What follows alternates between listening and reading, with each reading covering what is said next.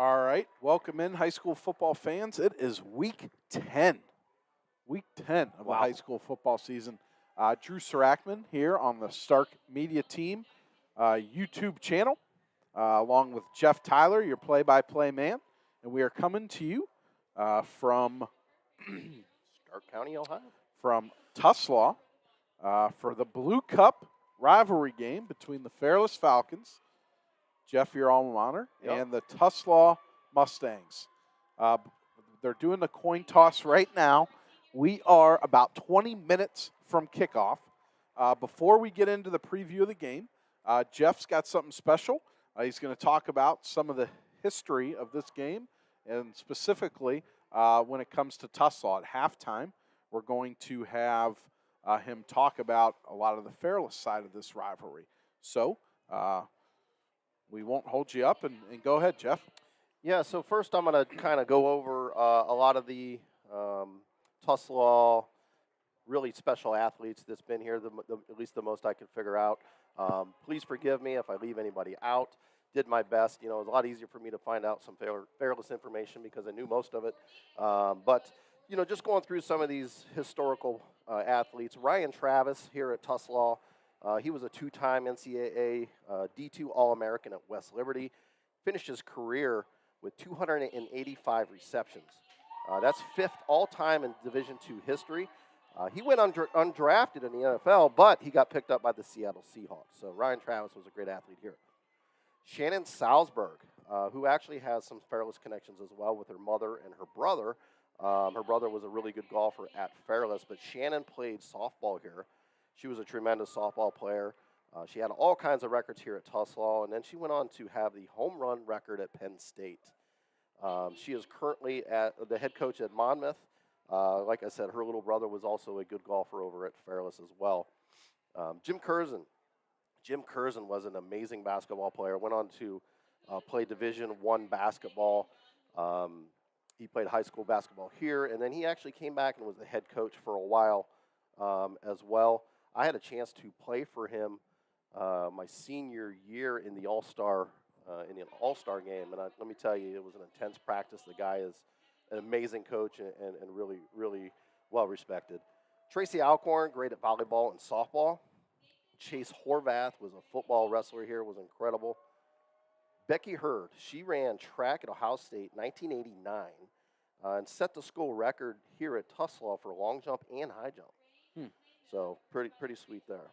Roger Lohr, great wrestler. He brought back their first state title in school history. So I'm going to talk about the Fairless's first at halftime was 1978. Tuslaw's was 1987 by Roger Lohr. He was a 155-pound wrestling champ. Jim McClintock, the baseball pitcher, he finished his career, Drew, check this out, 1.2 ERA and had a 380 batting average. So solid player there as well. Melissa Wolder, she's still ranked in the top 10 at Malone with the 60-meter indoor hurdles and 400-meter hurdles. Brandy Cooper, she's also has some Fairless ties. Her father, Scott Cooper, was actually part of, he played baseball with my older brother, and he was part of that 1987 state team at Fairless for the summer ball. He is her father. Brandy Cooper is a great softball player. She is currently playing at Glenville State. So real good player there. I think she's a sophomore there, so we wish her well for sure. And then another Fairless Tuslaw tie. You're going to hear this quite a bit through the night. A lot of, we're a close community here. Fred Neal. Fred Neal was a tremendous basketball player here. He went on to be head coach at Fairless, and he was actually the head coach whenever the 95 basketball team went all the way to the regionals. So, you'll hear that. This rival is a great one. We're here week 10, like a lot of local schools. It's a big rival week. These schools are so close in community. Mm-hmm. I mean, they border each other. I think Fairless has about 450 students in it. Tuslaw's got, I think, 280 range, somewhere like that. So small school, small community. We're looking at they still have the grass field out here we're looking at, the only one left in Stark County. And it's in pretty good shape. Yeah. When I was the head coach at Triway, we had a game here probably late in the season, I think around week 8, and it was a mud pit. We've been lucky with weather this year, to see this field in such great shape, that's good. That's good to see. Yeah. We have been very lucky with the weather. I mean, gosh, week 10, and we haven't had to get an umbrella out yet or get off those snowflakes, so pretty good there. I just wanted to kind of go through a few of those team athletes and give them the respect. I got a halftime show coming out that's going to fill up the entire half. Like I said, it's a lot easier for me to get some Fairless information than Tuslaw information. If you've got any players or coaches or teams that we left out that are great, feel free to jump into our chat here and type that in and suggest some folks so other folks can see that. I grew up a Fairless guy, and, I'm going to be unbiased tonight. I'm just going to enjoy the game.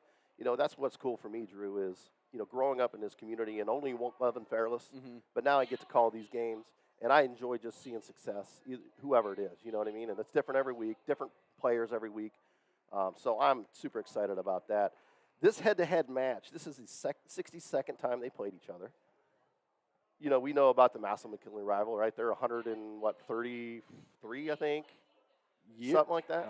Longer than that, I think, maybe. I'm not sure. They're 1894. 1894. That rival is actually older than 6 states. Yeah, that's impressive. Pretty cool. But, this is a great rival, too. It's a smaller school, obviously, but it's still a great rival, and it means a lot to us in these communities. 62nd time they've gone head-to-head. Fairless dominated the first 33 meetings. It was 24-8-1 after the first 33 times. And then Tuslaw, from 97 to 2012, went on a 16-year run of just handing it to the Falcons. A lot of close games in there, but there were some blowouts on there. But anytime you beat any team 16 times in a row, I mean, that's impressive. It's hard to do. Hard to do that on Madden. Yeah. So so the overall record at this point is Fairless 32, Tuslaw 28, and there's one tie in there. So it's a super tight contest. We've already got a full house, and I'm sure it's going to even get fuller. We're pretty close. We've got open windows up here. It's incredible in the 10th week that we have open air in the booth. Yeah, it's nice out. It's beautiful. Going to be able to hear some of these fans. Got a little bit of time here. We got about 13 minutes before kickoff.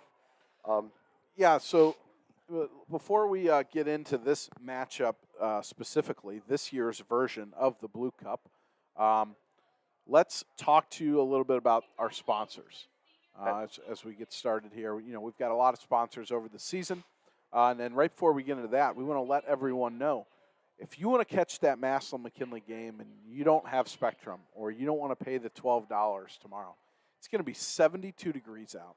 Get your butt down to Centennial Plaza in downtown Canton. It's absolutely beautiful. They've got an open adult beverage law down there. They've got the massive big screen. We're going to be out there, and you can even watch us on YouTube. We'll be live there at 10 a.m. We will have coaches from around the area. Actually, A.J. Sarbaugh at noon, we'll have him down there. So we'll do a little pregame show, talk about the night before in high school football, talk about the playoff picture, talk about that Massillon-McKinley matchup. So that is tomorrow in downtown Canton, 10 a.m. on this Stark Media Team YouTube page. We will have the show for you, and stop down there. They've got Jersey's Cafe down there where you can get a beverage. They've got Carpe Diem Coffee Shop right there that you can go get a nice cup of coffee. They'll have food down there. The Parcher Real team's going to be there giving some swag out. So if you've got time, come down tomorrow if you're not going to that Massillon-McKinley game. Or, like I said, check us out on YouTube. Really good for all the high school football fans. Good show that we'll have tomorrow. So let's get into some of our sponsors for tonight's game, as we are about 11 minutes from kickoff. They're going through Tuslaw Senior Night right now. Yeah, so Leathernecks Nation, the Meduse chapter there in Canton, they just had their Halloween party. It was a great turnout. We thank everybody who supported that. They do a lot with the Sam Center in Massillon, supporting veterans. All the money they collect, you can still go down there and donate. Please do. This is a good time for me to thank veterans, first responders. We appreciate you here from Stark Media. Without you, we can't do what we do, so we appreciate and love you. Starting lineups tonight, we're talking is with the Red Door Apparel and Clothier. They're also going to be our Red Zone Alert this evening as well, so you're going to hear that name quite a bit. C.H. Valos and Associates. They're at 1302 South Main Street in North Canton. Home, auto, life insurance, financial needs, 330-494-2776. Also, Kishman's Fresh Market. They're located in 2 locations, Minerva and Malvern. Simon Says Promotions. I'm not going to go through all of those right now. I'm going to talk to them about them quite a bit tonight, but they got about 10 companies underneath that umbrella. McNeil and Sons Tree Service. They're located in Portage Lakes at 330-606-1126. Yeah, also St. Joe's Senior Living Center in the Alsatian, located over there in Louisville. These, as our loved ones get older, there's some tough decisions we have to make about their everyday living. St. Joe's has been around for a long time. They can help you with that. They've got assisted living. They've got independent living over at the Alsatian. If you have some of those decisions you need to make, give them a call. They're on Reno Drive in Louisville, right behind St. Thomas Aquinas High School. Also, Ben Wallenberg's Chocolates and Nuts, located at 2520 Harrison Avenue Northwest in the Fulton Drugs Plaza, which is right across from Stadium Park down there by the Hall of Fame Village. Get in there. He's got unbelievable stuff, fresh chocolates, fresh nuts. He's got the peanut brittle, which is the best peanut brittle I've ever had. He's got a lot of holiday items there that you can order. If you've got a business or if you've got relatives that you don't know what the hell to get them for Christmas, call up Ben. He'll put something together for you. If you're a business, if you're ordering 10 pounds or more, he'll deliver it for you. So give him a call down at Ben Wallenberg's Chocolates. We thank all of our sponsors at Stark Media. If you are interested in advertising, shoot us an email at starkmediateam@gmail.com. And we are 8 minutes away from kickoff from the 2022 version of the Blue Cup. Fairless Falcons and Tuslaw Mustangs. Going to get beat up for that one, Yeah, Drew. I know, right? So, Fairless, coached by A.J. Sarbaugh. I talked to him before the game. I've known A.J. for a long time, known his dad, coached with his dad, Jeff, at Glen Oak for a couple of years. His dad obviously at one time was the head coach at Fairless. Now A.J. is. Jeff was a defensive coordinator for Donnie Hertler Jr. for a long time at North Canton Hoover, so he's on his staff as well. A.J. talked about, his first year at Fairless was pretty rough. Yeah. But look what he's done since. This is a turning into a nice year-to-year football program. He's got things going in the right direction. Playoff appearance for the first time in a long time last year. They were Pac-7 champions.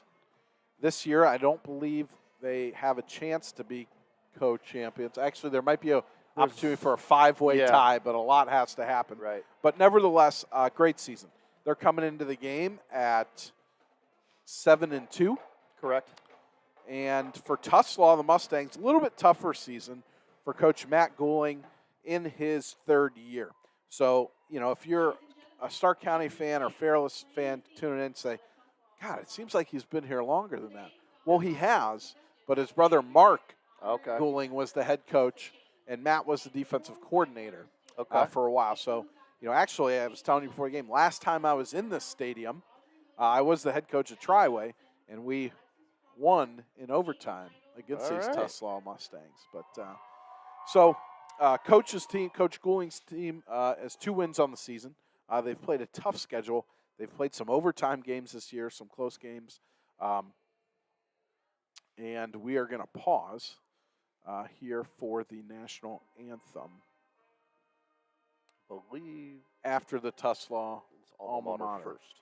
So set the stage. We'll real quick. We'll touch on the Leathernecks Nation MC injury report, and we only had 1 injury, and that was on the Fairless side. Unless Tuslaw coaches are filing in, they want to let us know of any injuries. Yeah, They're good over there too. So minimal injuries. We got 1 out. We'll figure out who that is here in a moment. But for the most part, to be week 10 and be this healthy, Drew, Yeah, it's good. I mean, that's pretty rare, right? Yeah, and, as to preview this game, obviously Tuslaw comes in the underdog. They've had a tough schedule. They've lost some close games. They are a hard-nosed football team. For me, tonight, it's going to be, if they want to beat the Falcons, it's going to be that offensive line. Can they come out and match Fairless's physicality and to allow Troy Harbitner to do the things he does? Troy, he's a senior. He's had some success this year. Can run it, can throw it. And then if they can get the ball to Tommy Schneider, who is a playmaker and a really tough kid, they're going to have some success. So we're going to join the Tuslaw band here for the national anthem, and we'll come back with previewing our game.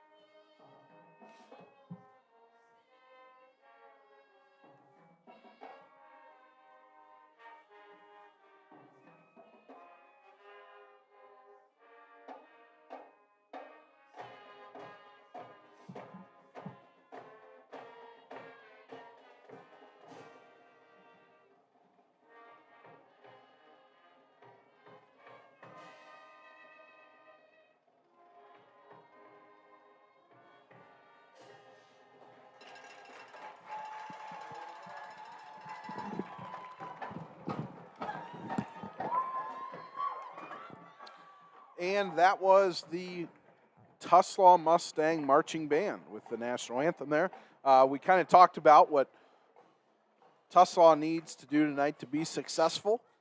It's going to be a lot on their offensive line. Yeah. Now we'll talk about, Jeff, a little bit more about Fairless, so you can talk about what they need to do. Well, I tell you what, Drew, they're starting, I think, 18 seniors.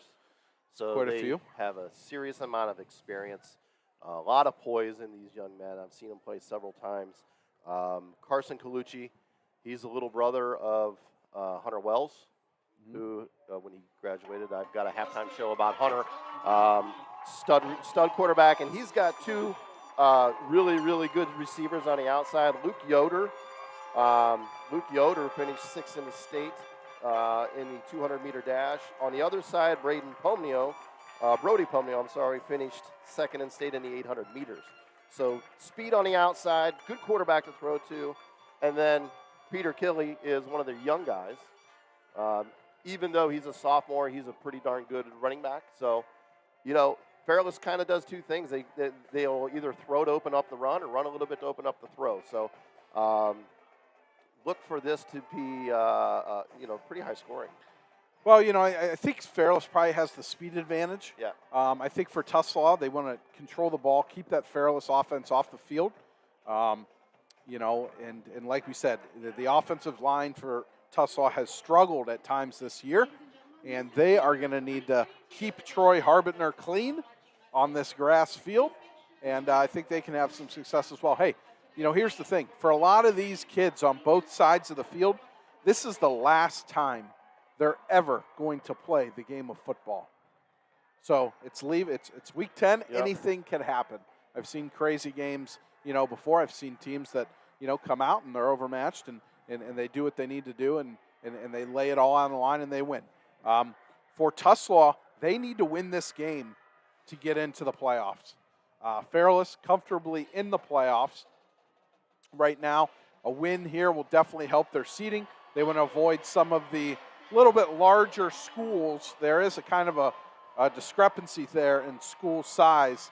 They want to, maybe play an easier opponent round one so they don't get bounced like they did last year. Right. But like we said, Tuslaw, this is a must-win for them. So Coach Mark Gouling's got his team ready. Coach A.J. Sarbaugh has his team ready.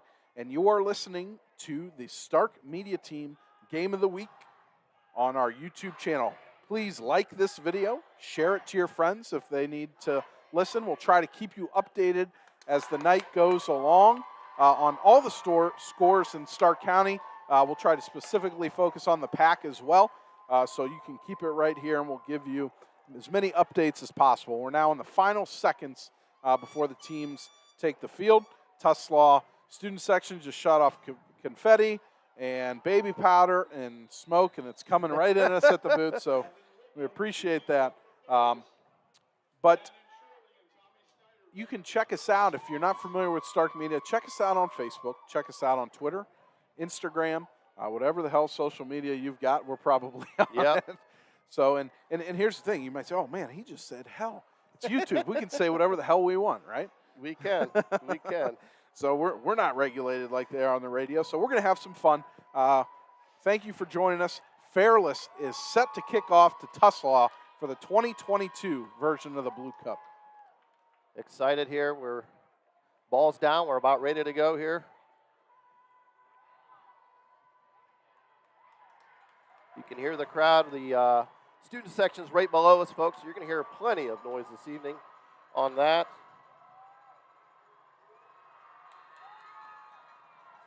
We're almost ready for the kickoff here. Fans going crazy. Here we go. Leather on leather. The kick is up and it's away.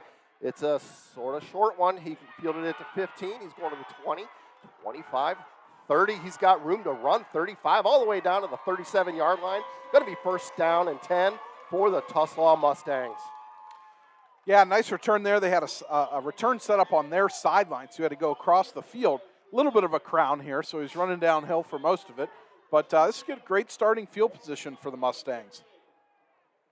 You know, offensively, we haven't talked about a lot of their line here with Tuslaw's offense. We got a big boy there, Chaz Grodowski. He's engaged us quite a bit on social media. He's 6'4", 305. So here we are with our first possession. We've got pairs left, single right, running back, quick handoff, off tackle up the middle. He got swarmed by a flock of Falcons. Going to be second down and 8. We've got a stiff breeze coming here into the press box. We've got the windows open. That was Devin Vanest on the run. He got about 2 yards. Thanks for joining us here. Your Stark Media Game of the Week. Drew, this is pretty awesome for me to see this game like this from the booth. First time. Trips left this time. Single right. Running back off the left hip. Quick handoff. He's running to the right. He's got a little bit of room, and great tackle there. Swarmed and taken down. Going to bring up third down and 6. That was Garrett Miller. No surprise there. He's one of the leading tacklers in the county. Great pursuit there and just brought him down quickly. Yeah, they just hand off to Devin Vaness there on kind of a wide zone look.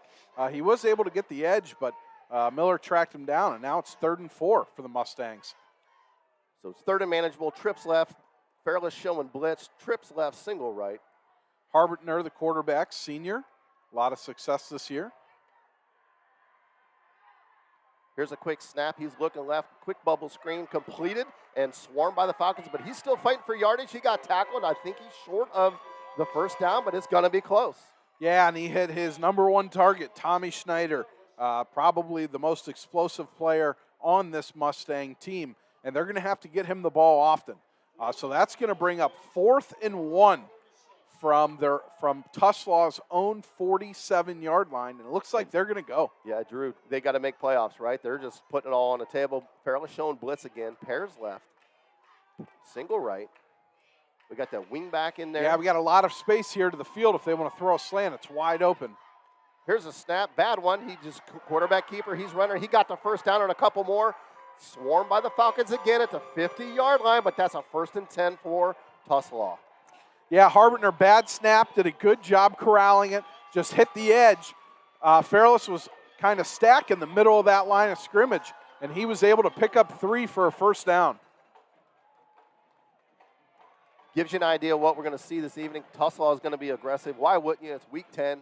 They got to get in playoffs. They need this W. 9:40 and counting in the first quarter. Quick handoff, right?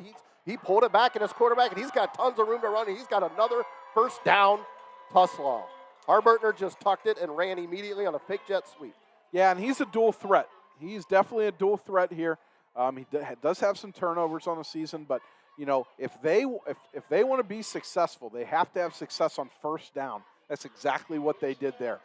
Tuslaw is not the team that's going to pick you apart through the air. Okay, so if they can have success on first down, they're going to have a good night on offense against this Falcon defense. Similar set as last time. Trips left, single right. Devin Van Nest off the left hip of Harbertner. Quick handoff up the middle. He's got, looks like 2 yards. Swarmed at the line here, but he's still got 2 yards out of that. Going to bring up 2nd down and 8 with 9:17 left in the first quarter. Yeah, it looks like the right tackle lost his footing there, and that's why he got stuffed. But Vanessa's got to hit the hole. He can't dance in the backfield. He got that ball, kind of took 2 stutter steps before he hit the hole. He's got to hit it full speed. He would have had probably 4 yards on that first down carry instead of 2. You look at the size difference between Grodowski to the running back. It's immense. He's a large dude. Trips left this time, single right. Running back off the right hip, running back. He took off the middle. He just a quarterback keeper up the middle, got hit immediately, but he still got a couple yards. So it's going to be 3rd down, sort of manageable. Looks like about 3rd down and 5. Yeah, so they swing. They were in a trip set there, 3-by-1 set. They had the tailback on a little swing pass to the single receiver side to try to draw one of the linebackers out for the quarterback draw. Linebacker didn't bite. So maybe that's something Tuslaw comes back to and actually throw that swing pass to the running back. 8:14 and counting, 3rd and 5. Same set as when we started here. Trips left, single right. Shotgun formation. Man in motion this time from left to right. We're going left to right on your dial. Quick snap. He's dropping back. He's looking to pass. Quick throw. Incomplete pass. He had his man. He threw it a little bit too hard.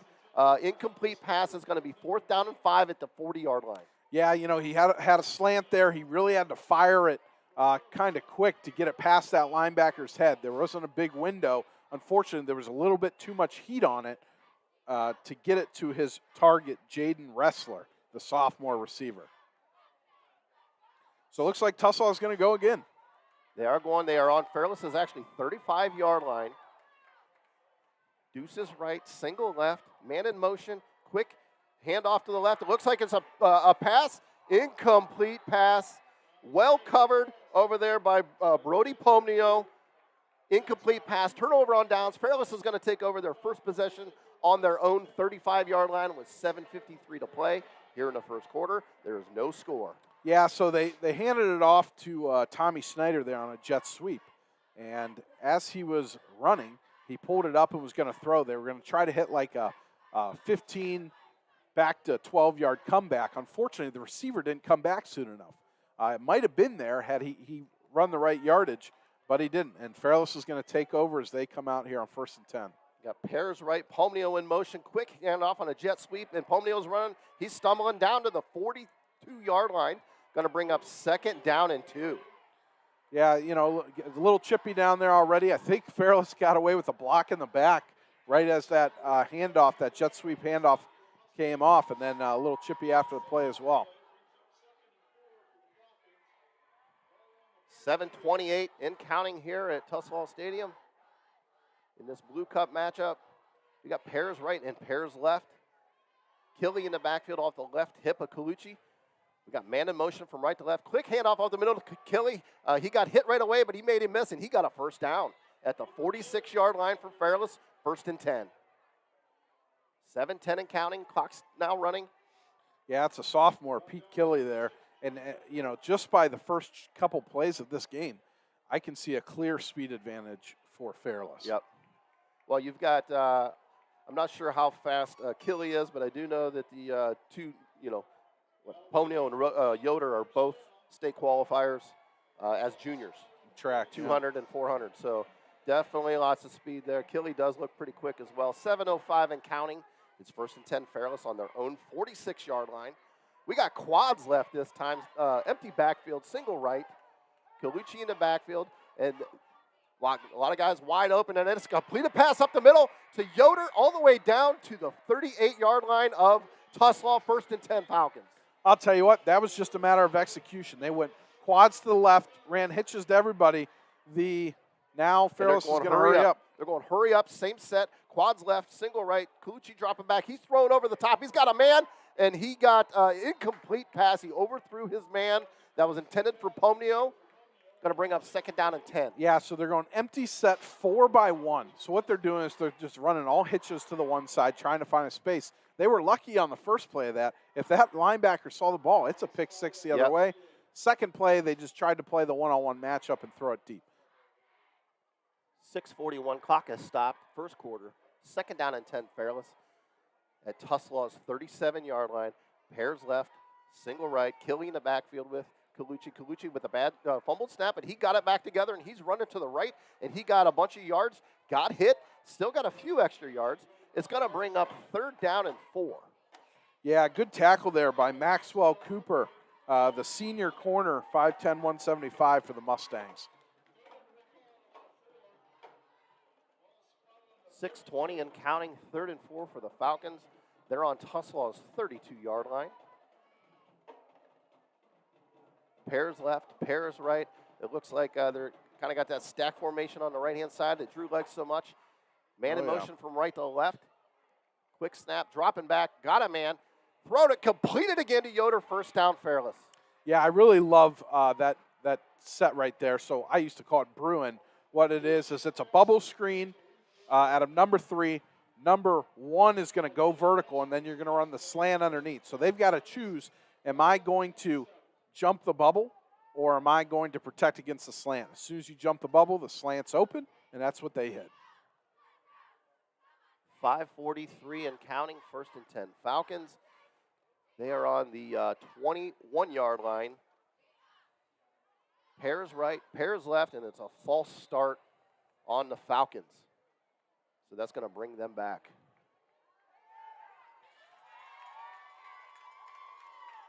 Couple score updates for you. It is the Lake Blue Streak 7, Green Bulldogs nothing. St. Ed's up 7-0 on Archbishop Hoban. That's obviously a big game in the state tonight. Let's see what else we got from around Stark County here. Back in action here. Pairs left, pairs right. Wing back in motion, empty backfield.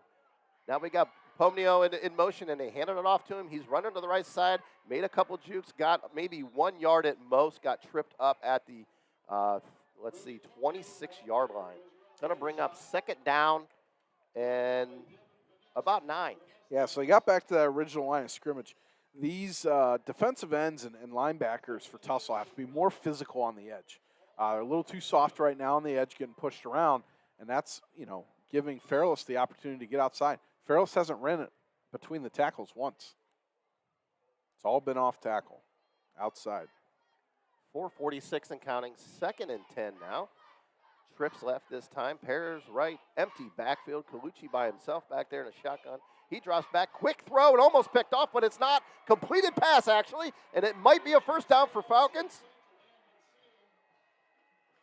It's going to be close. I think they're going to call it a 1st down.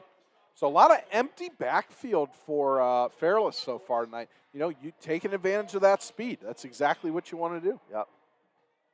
This is the 3rd time I've seen them play this year. I haven't seen him do a lot of empty backfields. They do a lot of 4-3-4 wide with that wing back and then the running back in the backfield. But this is the first I've seen him go to that empty set. 4:15 and counting, 1st and 10 Falcons here at the, 12-yard line. So we got a double tight set now. Man in motion, sealed in motion, and now Pomnio again off to the right side. He's running to the right, bouncing it outside. Stiff arm, made a guy miss. Running, another stiff arm, and got a 1st down, and I think he's out of bounds, clear down to the 8-yard line of Tuslaw. Yeah, so they went double tight there with the single back as a wing, and they had the 2 receivers out, put the 1 receiver in motion, handed off to him on a jet sweep. So a lot of different formations for Coach A.J. Sarbaugh today, giving this Tuslaw defense a ton of different looks, and they can't get comfortable on that defensive side. This has been a long drive for Fairless, 3:44 to play. And now an unbalanced set. Quick snap, and it's Colucci up off tackle. He just kept it, and he got a couple yards out of it. Got hit pretty hard, but he got cleared down, it looks like, to about the 4-yard line. Yeah, another. That's at least the 6th different formation they've given them. Maybe it might be 7. So, like I said, a lot of variety, a lot of different looks that they're giving this Tuslaw Mustang defense right now. 3:16 and counting here in the first quarter. It's 2nd and goal from the 4-yard line. Pairs left, wing back in there.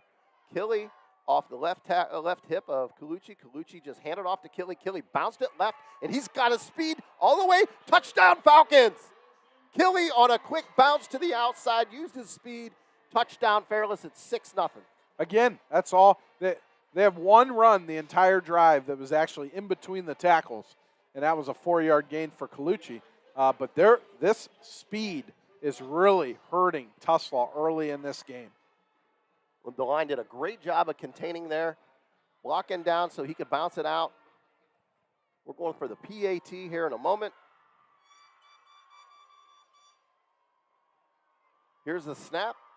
It's a good one, and it is up, and it is good. 7-0 Falcons with 3 minutes to play in the first quarter.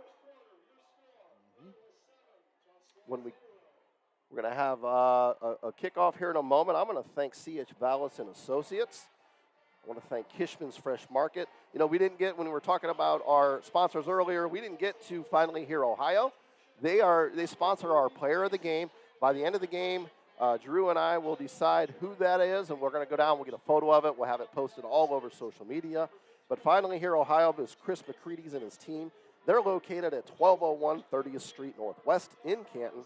Give them a call, 492-1212. Also, the Quarry Golf and Event Center.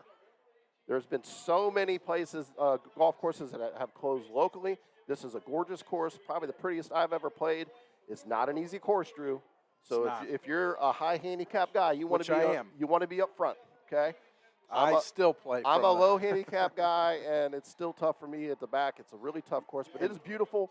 Food's amazing. Yeah, Granite Grill. They got a great patio there. Take the family there all the time. It's definitely a good time. And the Quarry sponsors our score updates, and I have a score update for you.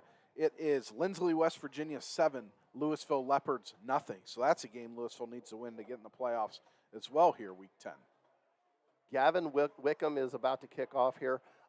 Drew, there's something we've always done at Fairless, and they quit doing it for a while. They brought it back this year from the rival. They take an old car, they take the windows out of it, they paint it up, and they go to take a sledgehammer to it. Yeah, we used to do that at St. Thomas when I was in high school there, yeah. So Wickham is about to kick here, leather on leather. And they're offsides. Good kick, and it's the deep one. It's fielded at the 6-yard line. There is a flag down. You know, playing on grass is so much different for a kicker. Yeah, he lost his footing. Because when you're on turf, that plant foot, you can plant so much harder. What happened here is he slowed his steps down because he knew that plant foot he couldn't put much weight on. And what happened is it throws off the kickoff team. Yeah. Now they're offsides. You had about 3-4 guys offsides, and the kicker slipped. I think that's a bad spot. They might want to kick from the hash. You can't miss Wickham. He's got lime green shoes on as a kicker, so looks pretty sweet. It's 3 minutes here. Fairless is kicking off to Tuslaw. Tuslaw is going to have their second possession once we complete this. 3 minutes left, first quarter. It is 7-0 Fairless.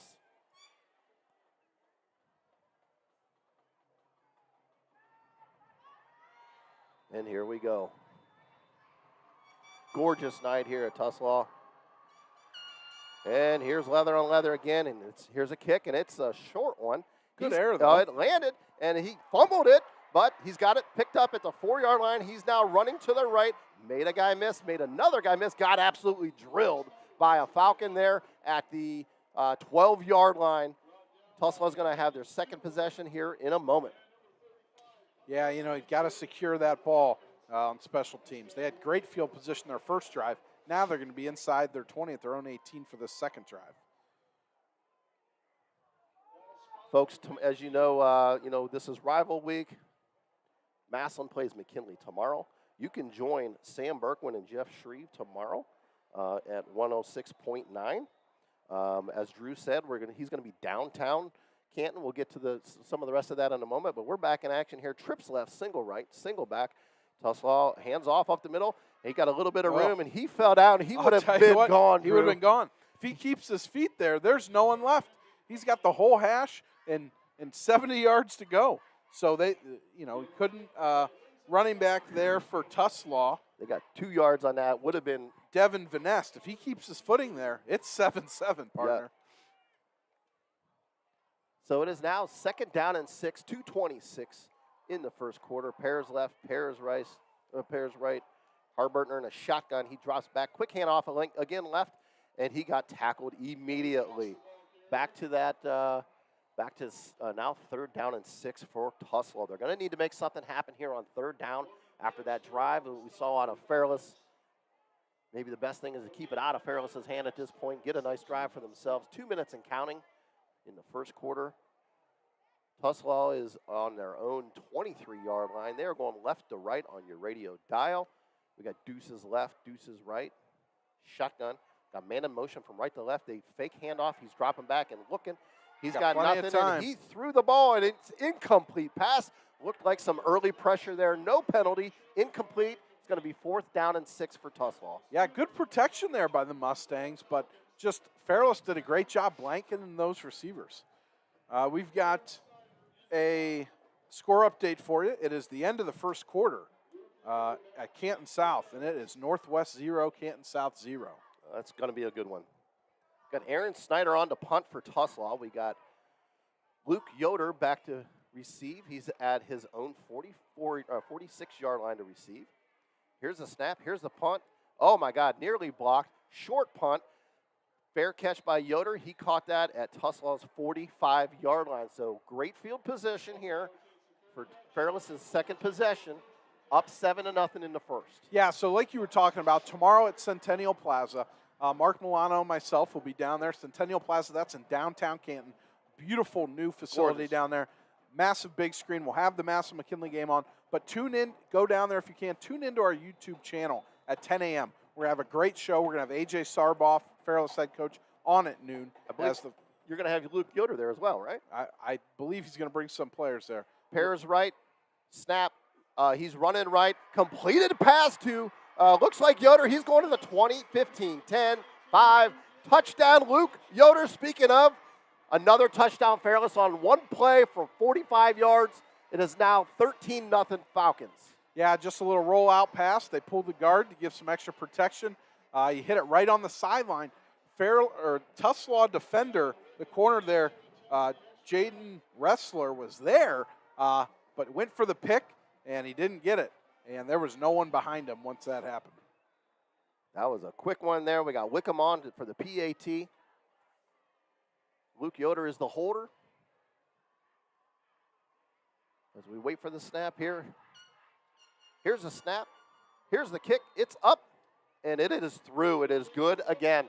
14-0 Falcons with 1:28 to play in the first quarter. Again, I'm going to thank C.H. Valos and Associates. They are located at 1302 South Main Street in North Canton. They specialize in home, auto, life, and all financial service needs. Give them a call, 330-494-2776. Kishman's Fresh Market, 2 locations, both Minerva and Malvern. Simon Says Promotions. They have a litany of companies underneath them. Copeland Paints, Brooklyn Rio Photography, Studio Vibes, Brits Bows, Game Day Boutique, and the Tiger Store. They're located in the old Checkered Flag building in Massillon, 256 Erie Street South, and 59 Lincoln Way East in Massillon. McNeil & Sons Tree Service.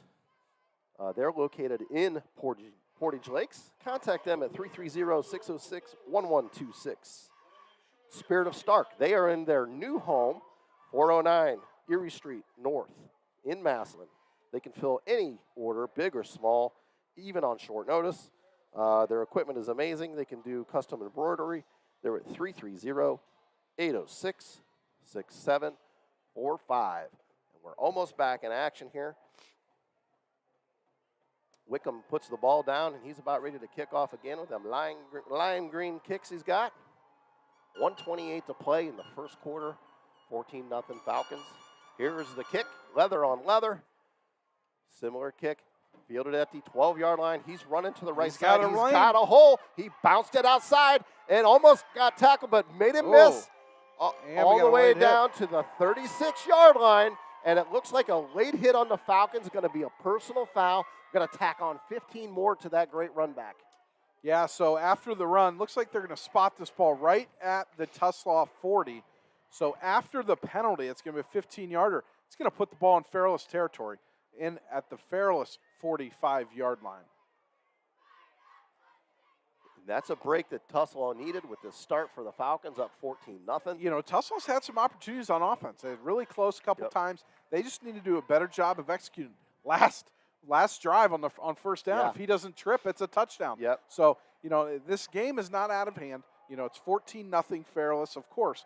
But Tuslaw still plenty of opportunity to make some things happen here. Tuslaw is still going left to right on your dial. They got pairs right, deuces left.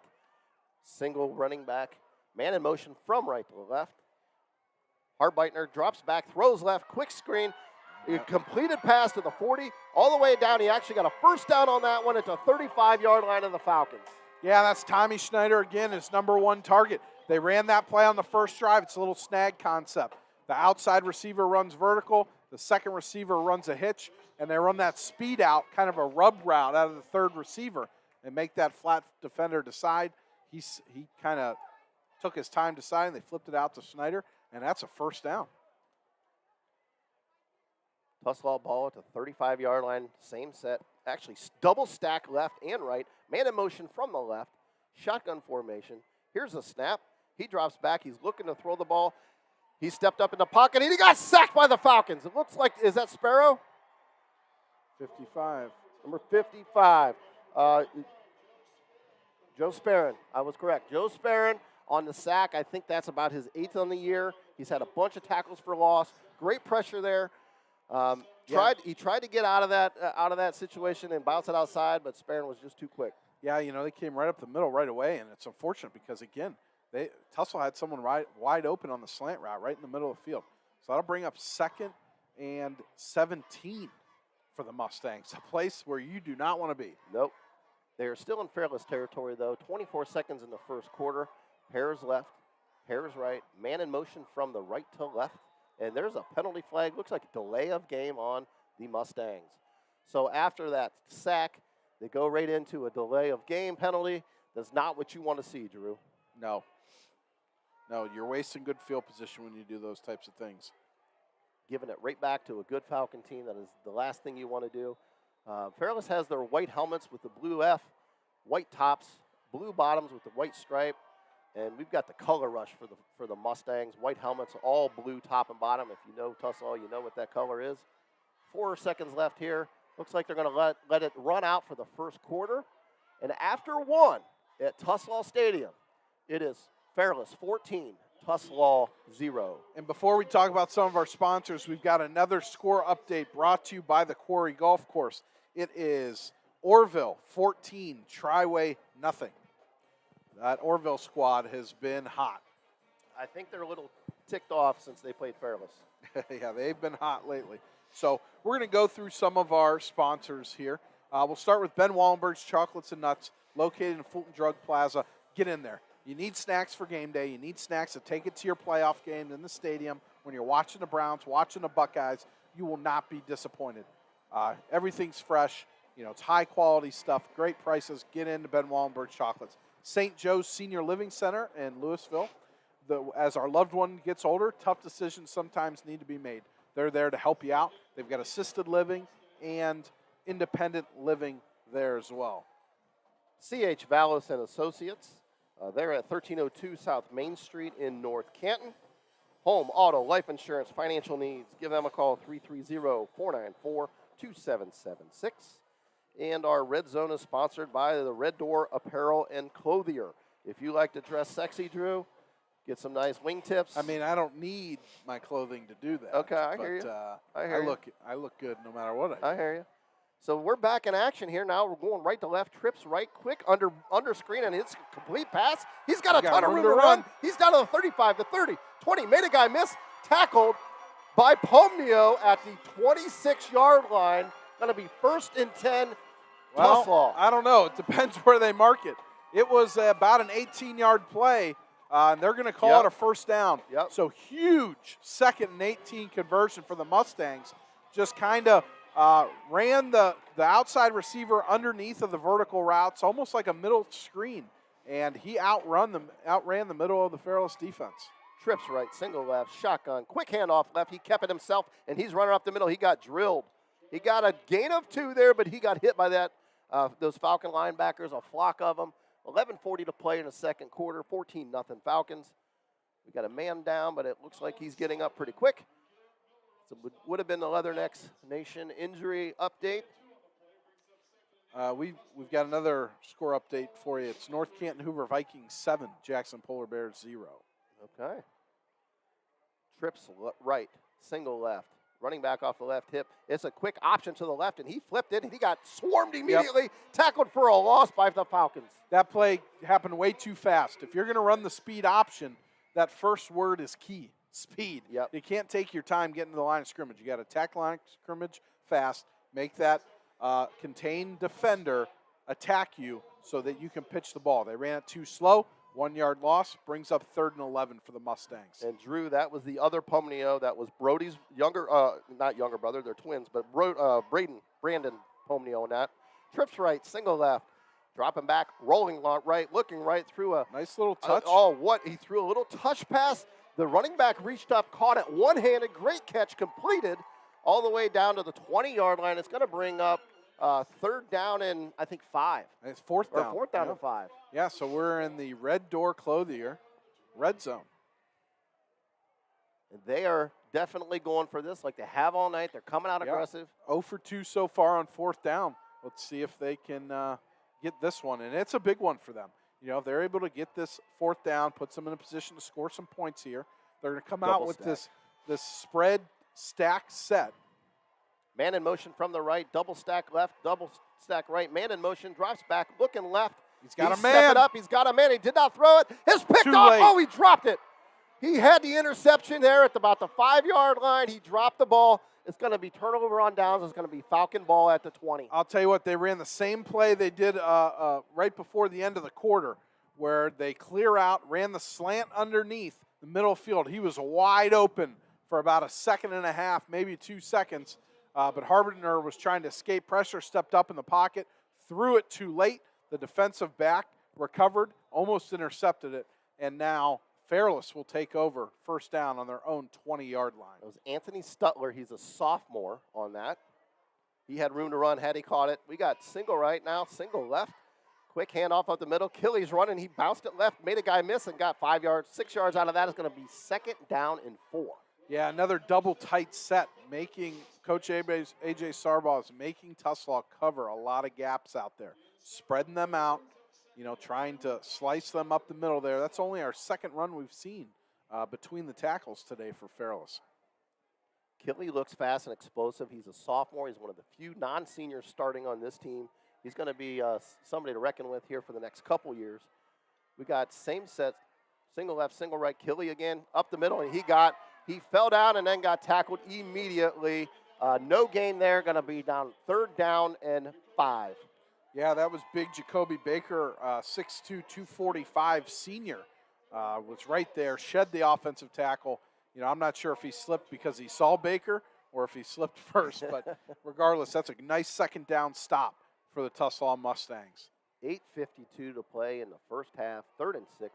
Falcons up you with know, the ball. And I've seen Coach A.J. Sarbaugh teams, and they really like to throw a little out route here or slant the sticks on 3rd and manageable. Kind of feel like a trick play coming here soon. A.J. does that a little bit. Well, he didn't like the look there. He had kind of a full house backfield in there, and he called timeout, didn't like the look, so he's going to rethink it. So Fairless takes their first timeout with 8:37 to play in the first half. Fairless up 14-0. Once we come back, it'll be 3rd and 6 Fairless. I'm going to thank Kishman's Fresh Market. Drew, I believe you played with their son in college? Yeah, Matt Kishman, Youngstown State. Does a great job down there. I know he helps out the program. They've got 2 places, one in Minerva, one in Malvern. Also, McNeil & Sons Tree Service. They're located in Portage Lakes. Contact them at 330-606-1126. Spirit of Stark, they've been with us from the beginning. They're in their new home there in Massillon. Give them a call at 330-806-6745. Leathernecks Nation. They've been sponsoring our injury report all year. Thankfully, I have nothing to report on that, but they do a lot for local veterans, so please support them. Donate any time to them. By the end of the night, we're going to nominate a FinallyHereOhio.com player of the game, and then Quarry Golf and Event Center. 8:37 to play. We're back in action here. Falcons come out with that quads right, single left, empty backfield, shotgun. Those hitches they like to run. And they're double teaming the single receiver over there. Drop back, quick throw, bad throw behind, incomplete pass going to bring down. Now it's going to be 4th down for Fairless. You know, Brody Pomino, they're saying, Tuslaw's saying, you're not going to beat us. They went and they double teamed him on a 5-wide set, single receiver. So they had the numbers over there 4-3 on the other side, but they weren't able to complete it. So now Fairless will punt. So punt team comes on. Tuslaw does not have anybody back to receive the punt. 8:34 to play. Nobody back yet. I think they don't believe him. Here's the snap. Here's the punt. And it is up and it is away. And it's going to land at the 47-yard line. And it's rolling, taking a Fairless roll. They got lucky there because you give up a lot of field position on a roll if you don't do that. So they must know that, you know, they're not a great kicking team. So well, and they probably know, too, that that ball on this turf is going to land and stick. It didn't really roll much. Yep. 8:29 to play. Tuslaw Mustangs are going to take over at their own 41-yard line, down 14-0. And you know, Tuslaw's had some nice plays on offense. They just got to complete these drives. It can't be one good play every drive. Yeah. You've got to string these plays together if they want to get back in this game. So the offensive line's played pretty well. We said that's a group that's got to perform well if Tuslaw wanted to have any chance. So they're going to come out in the spread set here again. Troy Harbitner, the senior at quarterback, is Mr. Do-It-All for them. Trips left, single right. Here's a quick handoff right, and he kept it, and he got swarmed immediately in the backfield for a loss of 3. Yeah, Harbitner trying to run a little read there. And we talk about attacking the mesh point of the handoff. The entire Fairless defensive line got home on that one. And that's a loss of 2 on the play. 2nd down and 12 once we resume here. 8:05 and counting in the first half. Trips left again, single right, single back, off the left hip of the QB. He's in a shotgun formation. Troy Harbartner, he's a senior. We got real press coverage here by the Falcons. 7:48 to play. He drops back. He's looking to throw. He's throwing deep over the top. Well overthrown. Nobody, not even close. Incomplete pass going to bring up 3rd down and 12 for Tuslaw. Yeah, I don't know if there's a little confusion there by the receiver and the quarterback, but the receiver was kind of hitching up at 12 yards. Quarterback let it fly down the sideline. It looked to me like Colucci just jammed him at the line, and he couldn't get deep enough. 7:44, clock stop, 3rd and 12. We got pairs stacked right and left again. Running back off the left hip. Man in motion from the right to left. They're going to try to hit Here's this a slant. snap, and it's a bad snap over his head, down, and he, and it's Ball's booted still loose. all the way back, and it looks like Fairless is going to have the ball at Tuslaw's 15-yard line on a botched snap. Yeah, someone buttered that football before the play because I think about 5 different players touched it on that play. Quarterback couldn't handle it. Then a Fairless player couldn't handle it. Then Tuslaw's big offensive lineman reached down, couldn't pick it up. He kicked it. Then another Fairless player tried to jump on it, couldn't do it. And then finally another one did. Definitely not what you want if you're a Tuslaw fan at the moment. You're down 14-0. You got 7 minutes left in the first half. Now the Falcons have the ball in your territory at the 15-yard line. In the red door, red zone. Here's a quick snap. He's rolling to the right. Got a man, thrown it, completed pass. Oh, incomplete pass. It looked like he was going to bring it in. Good coverage there. The DB landed on him and knocked the ball away. Yeah, Max Cooper, the corner, closed fast, put his helmet on the football, and knocked that ball right out of the receiver's hand for Fairless. And I believe that Max Cooper is Brandy's younger brother, who I talked about earlier in the pregame. Scott Cooper, dad, is a Fairless guy. Lots of history between these two. Overall record, 32 Fairless, 28 Tuslaw, Pretty and evenly 1 matched. tie. I don't know how you can get much closer than that. 7:30 left. 2nd down and 10. We got 2 tights in the game. Quick handoff up the middle. Killy bounced it left again. He's got a man.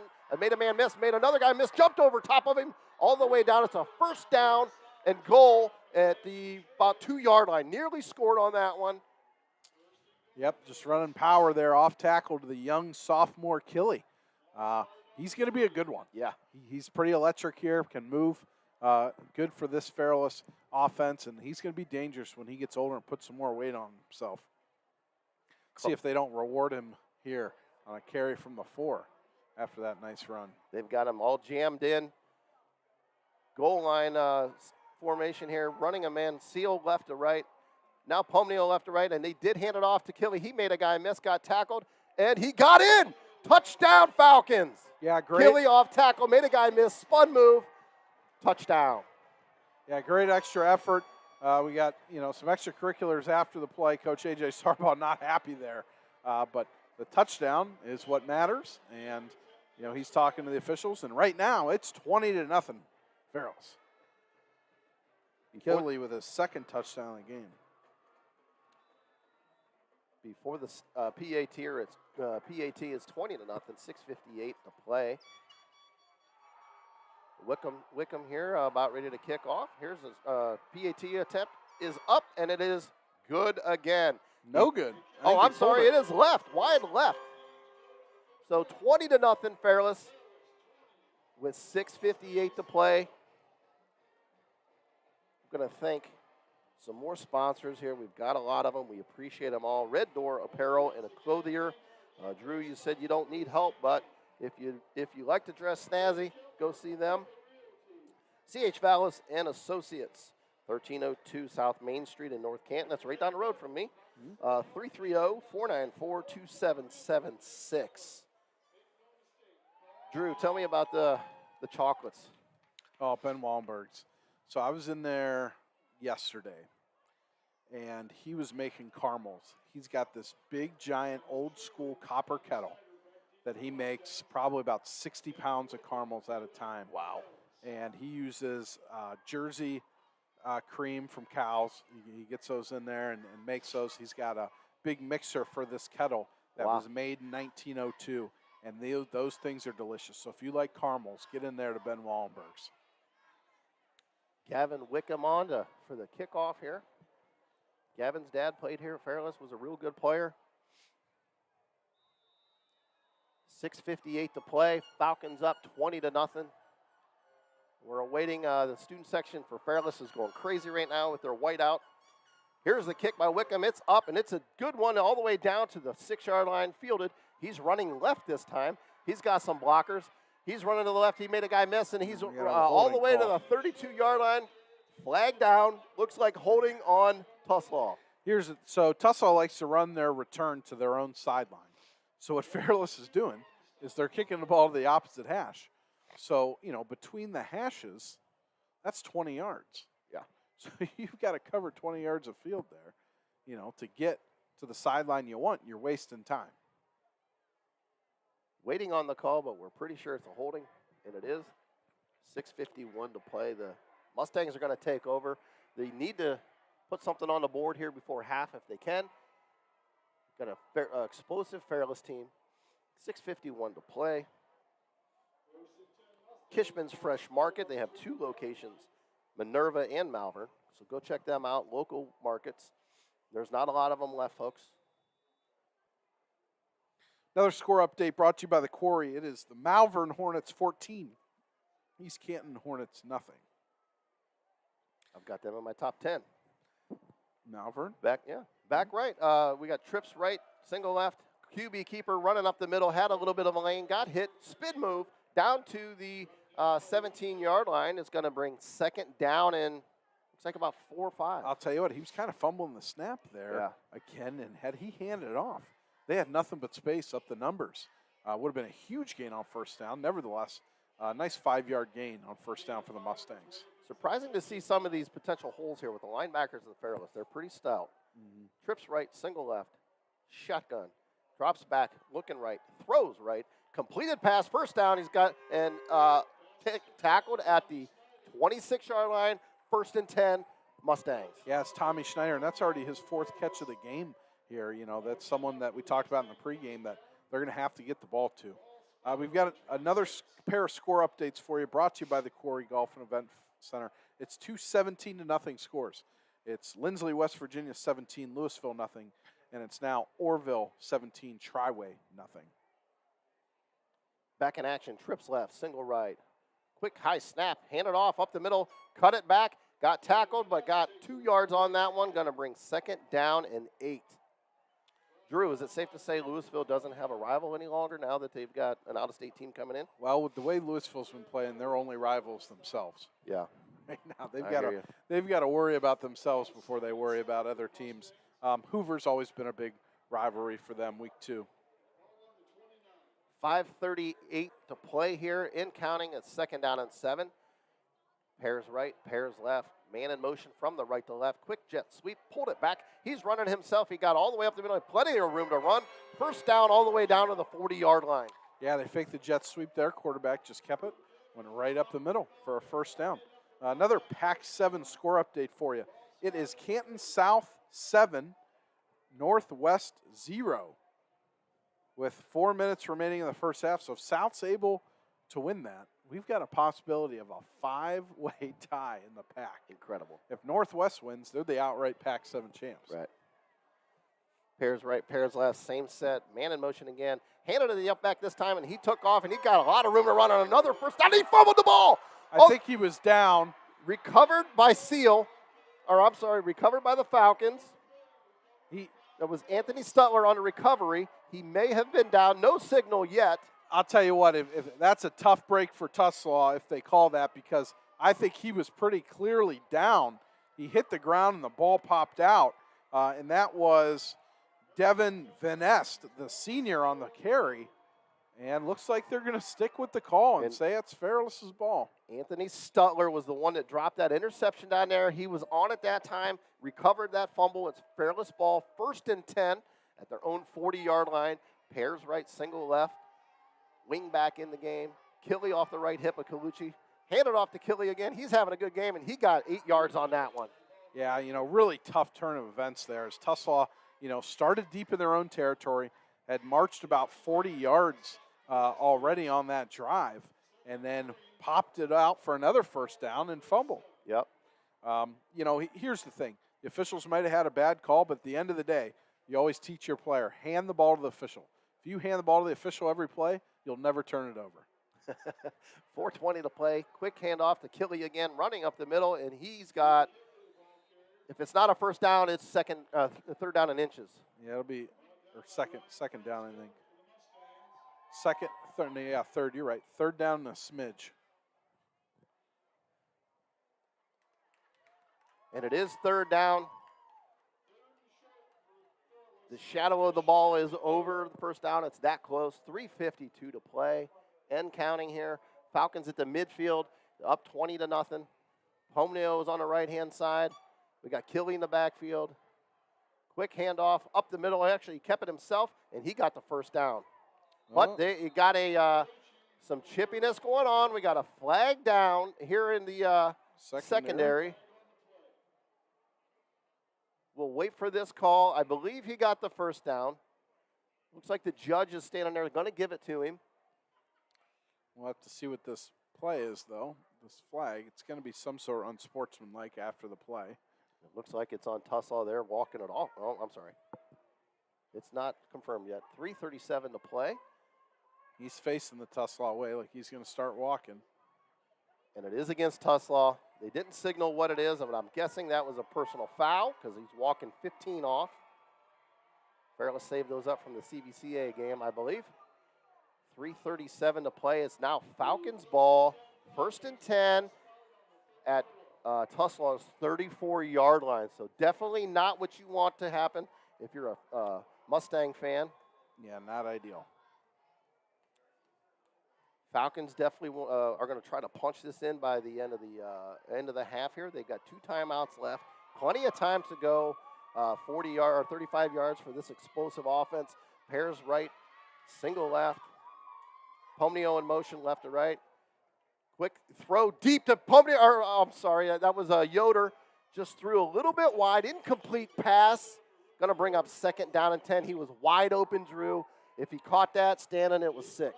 Yeah, so they swung the tailback in the flats, and that really got the attention of the corner. The corner didn't know what to do. Do I carry my man vertical? They were in some sort of zone. Do I attack? And he was in no man's land. And, Yoder got open up the sideline. They just weren't able to hit him.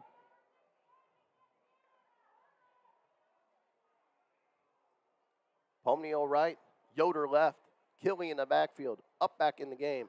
Quick handoff up the middle to Killy, Heat, a little stutter step, spin move. Oh, great midi move. Tried to make another guy miss, got tackled, late hit, no call, but it is, he did get about a yard out of that one. It's going to be now 3rd down and 9. Yeah, good pursuit there by the Tuslaw defense, and no quit on them. They've had trouble executing on offense, a couple turnovers, but they're still fighting.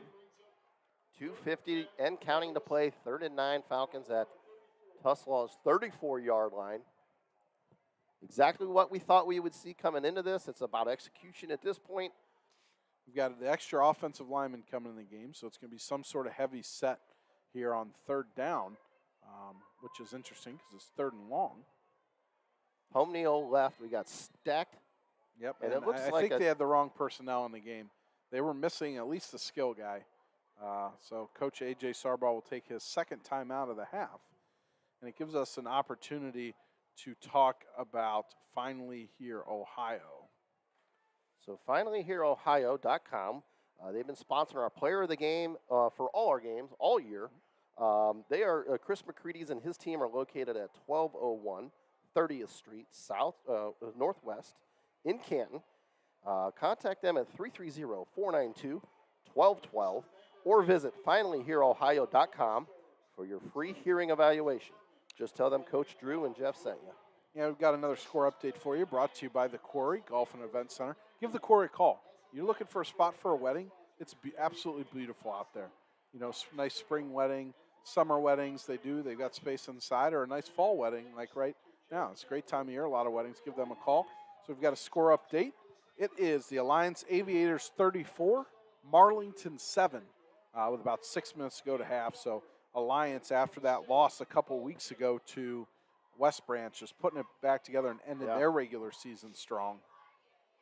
Not too many surprises out there this week thus far. Yep, another score update. It's the Lake Blue Streaks 21, Green Bulldogs nothing over in the Federal League. Looks like our top 10 is intact thus far, Drew. Yeah, we're pretty smart guys, so I'm not surprised there. We got trips stacked left this time. Single right, quick bubble under screen. Got hit immediately, but made the catch at the 29-yard line. It's going to be 4th down and 4 with 2:16 to play. And the Falcons are going to go for this with 2 minutes left in the first half, up 20-0. And they're at the 29-yard line. And another score update for you. It is New Philly 7, Dover 7. 4th and manageable here. We'll see. This is already the 6th 4th down we've seen teams go for in this game. Pomnio left, double teamed. Pears right. Quick fake handoff, rolling to the left, looking left, rolling back, pressure. And he fell down in the middle of the field at the 38-yard line of Tuslaw. Tuslaw's going to take over with 3 timeouts left and 1:42 on the clock. And that was the senior again, Jacoby Baker. We've called his, and we've got a scuffle down on the field now. Coaches are on the field separating it. One of the Fairless players was upset. I think they turned the ball over. It was John. Tuslaw got their players back, but we've got it under control now. We've got a flag on the field. Coach A.J. Sarbaugh not happy with his team right now because I think we're tacking 15 on after the turnover. Not what you want to do. But like we said, Jacoby Baker, number 62, that's his 3rd tackle of the game, and he gets a sack for that one. Big stop for Tuslaw. And we'll see what the officials do to sort this out here. Hey, these are kids. Emotions are running high. Like we said, a lot of these kids. Big rival. A smaller school, sometimes you don't have a lot of kids going to play college football. Emotions are high. It's the last time they're going to play for a lot of them. So, coaches, officials, it's important they get this in hand right now and see what happens. Both coaches are at midfield with the officials trying to sort it out. But, hey, this might be the fire that Tuslaw needs, to get them back into this game. Looks like it's going to be offsetting penalties here is the initial indication by the officials, but we'll wait to hear as the coaches will head back to their respective sidelines. Nothing more the Vikings. The Mustangs would like better than just galloping into the end zone here if they can. Personal foul is the call on Fairless, and we're waiting to see if it's on both sides. It is not. So it's just on Fairless. And it didn't appear, Tuslaw, the Fairless player got up, got in Tuslaw player's face, gave him a little shove. Tuslaw players came to pull their player away. Fairless player didn't like that. And Coach A.J. Sarbaugh, he chewed his player off. So it's not his player out. So it's not like, he was chewing out the official. So, like we said, Tuslaw with a prime opportunity to get on the scoreboard before halftime. Minute 42 in Fairless territory, and they've got all 3 timeouts.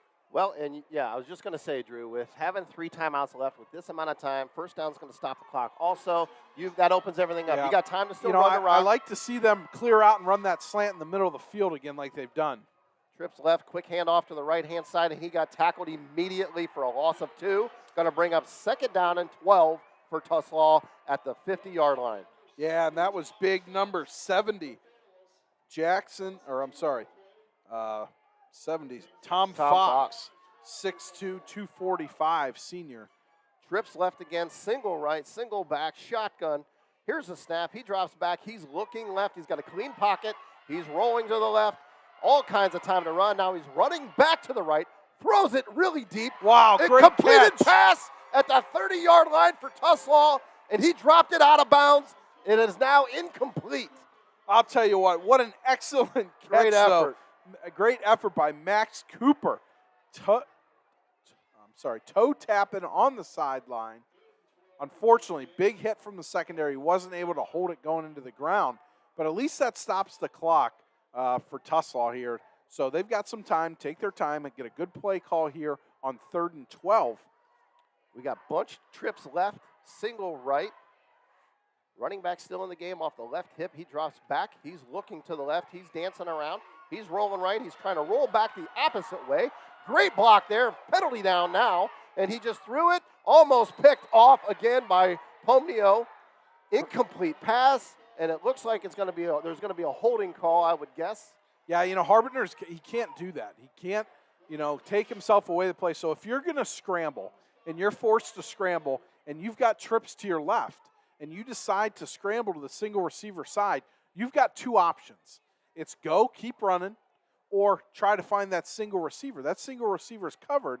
He tries to reverse his field. So what's going to happen is your offensive linemen get grabby then, you retreat yards. So it's important for your quarterbacks when they scramble. If they have to go away from their receivers, they've got to make a quick decision.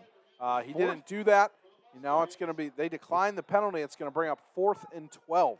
And it looks like Tuslaw is going to go ahead and punt this away with 4th and 12. Midfield makes sense. Maybe pin them back, go into halftime. You don't want to make a mistake with this Fairless offense at midfield at this juncture. You're still in this ball game. Here's the snap. Here's the punt. Nearly blocked. Pomnio is putting his life on the line, jumping over people. All the way received down at the 15-yard line of Fairless. So it's going to be 1st and 10 Fairless. 52 seconds on the clock. They've got 1 timeout left.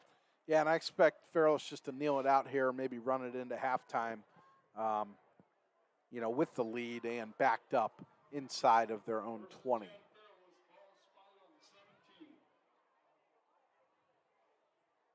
.52 seconds left. We got single left, single right. Here's the snap. Quick handoff to Killy. He runs up the middle, made a guy miss, and he's got tons of room to run. 1st down, Fairless. All the way down to the 29-yard line. And the 1st down will stop the clock to move the chains. And at halftime, Jeff, you've got something for the Fairless fans. I do. Before the game, you talked a lot about some of the great athletes at Tuslaw. And at halftime, you're going to talk about a bunch of them that played at Fairless. Yeah, I'm going to talk not only about some players, but I'm also going to talk about some coaches. I'm going to talk about some of the families, brothers, sisters, fathers, daughters, sons, combinations. We've got a great one on the field tonight. Pomnios and Colucci's are both third-generation athletes. We're going to talk about that quite a bit. It's going to be full. It's going to be a full 20-minute discussion here, and that'll be in about 42 seconds, barring any other timeouts. A little bit easier for me, Drew, to do some research on the Falcons than the Mustangs. Yeah. I did my best to, pay my respects to the Tuslaw fans, because I'm sure they know at this point that I'm a Fairless guy, but I am definitely staying unbiased in this one. Did my best to get information on Tuslaw, but it's easy for me.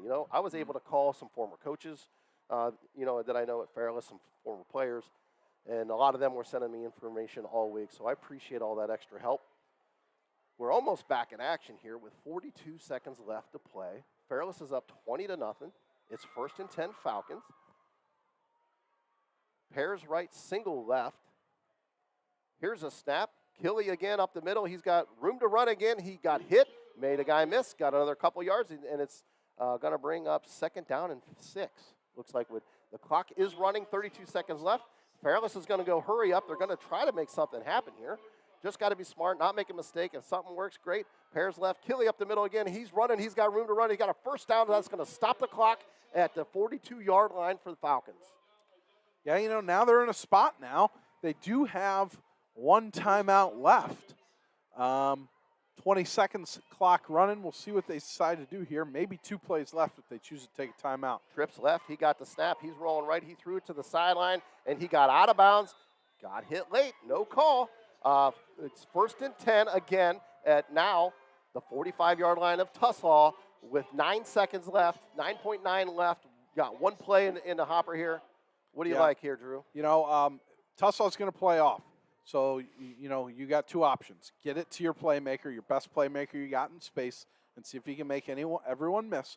Or maybe throw it, do some trickeration, hook and lateral type thing. So we'll see what they've got planned.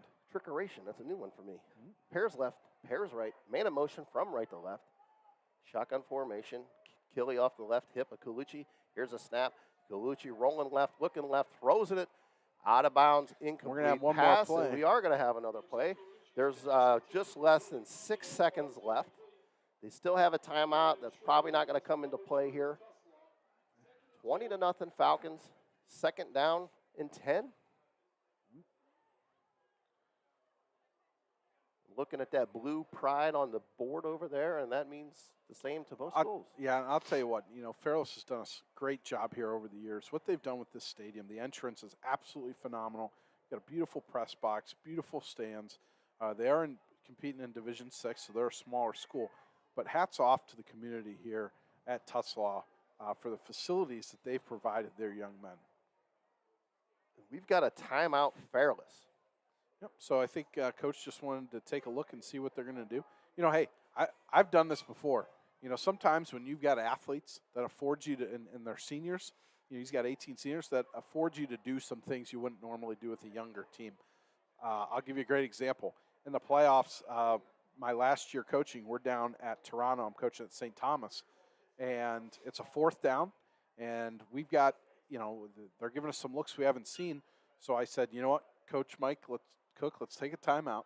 I'm going to draw this up in the dirt. I'm going to text you the picture. sent him a text on the side of the picture of the play I stood up. We showed it to the team. 4th and 16 from the 30-yard line, we scored a touchdown. Wow. So sometimes, these end of half. You went sandlot on them, huh? Yeah, you got to draw it up in the dirt sometimes. Awesome. And when you have seniors and a lot of speed, you can do that. So maybe one of those scenarios here, say, hey, we're going to combine this route with this route with this route, see if we can get someone open. My question, Drew, is did you ever run that play again, and never. Did you name it?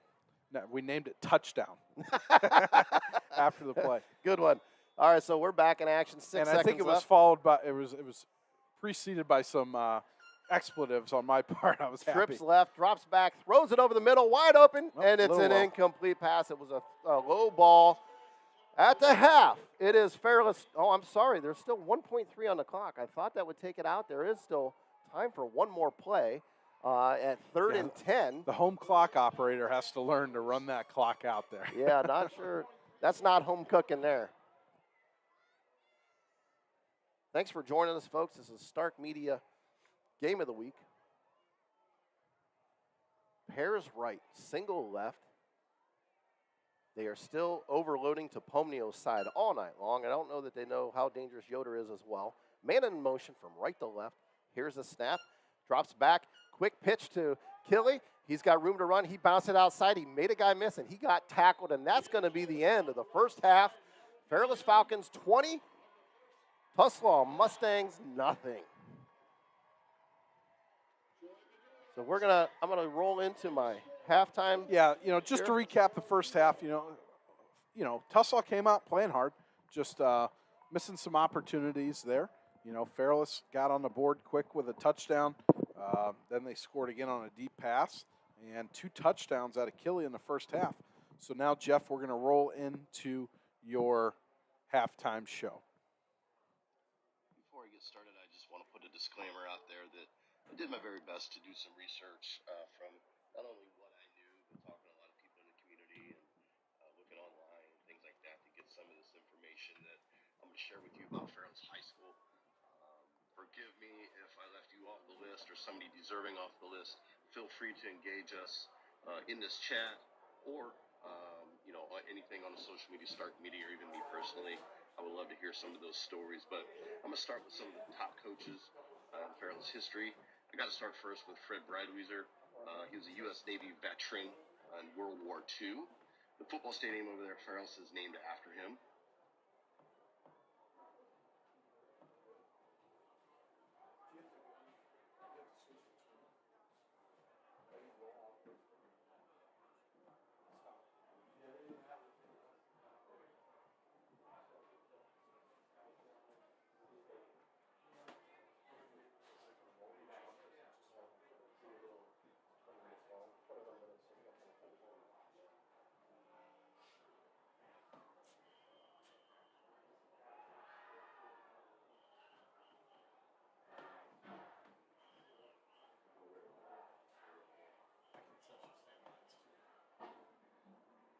Ladies and gentlemen, Fairless High School is proud to present the 2022 Falcon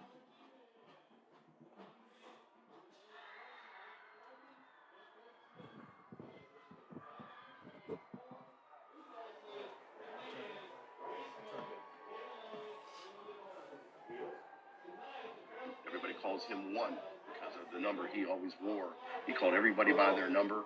He called me 11 forever. Once I graduated and was done coaching with him, when he called me Jeff, it really felt kind of weird. But I had the pleasure of coaching with him for 2 years. Played for him. I was actually part of the program for about 7 years because I was even equipment manager when I was in 7th, 8th grade. So always around the program. He's an incredible head coach. He was a head coach for 24 years. And he continued that great tradition that Breidwieser started. He is in the Amateur Baseball Hall of Fame. He has a record of 259 and 220. And if you've ever seen Coach coach a game, he's always chewing on cough drops. So 459 games he coached. That's a heck of a lot of cough drops. If he comes out of retirement, I don't know if I stop him in that for sure. But he literally could have coached at any level, college, pros. There's no doubt in my mind he could have been a Major League Baseball head coach. Great baseball mind. Love hearing him share his philosophy. It was 5 foot, nothing of just pure intimidation, and I loved every second of it. He was a great, great coach, great man. The stadium is over there. His name, the old one and the new one, they've just built, was named after him, and he's well deserving of that for sure. Moving on, Coach Ken Youngman. He graduated from Fairless and Ashland University. He coached at Fairless for 24 years and Ashland for 2 years. His all-time record was 440 and 180. Amazing record.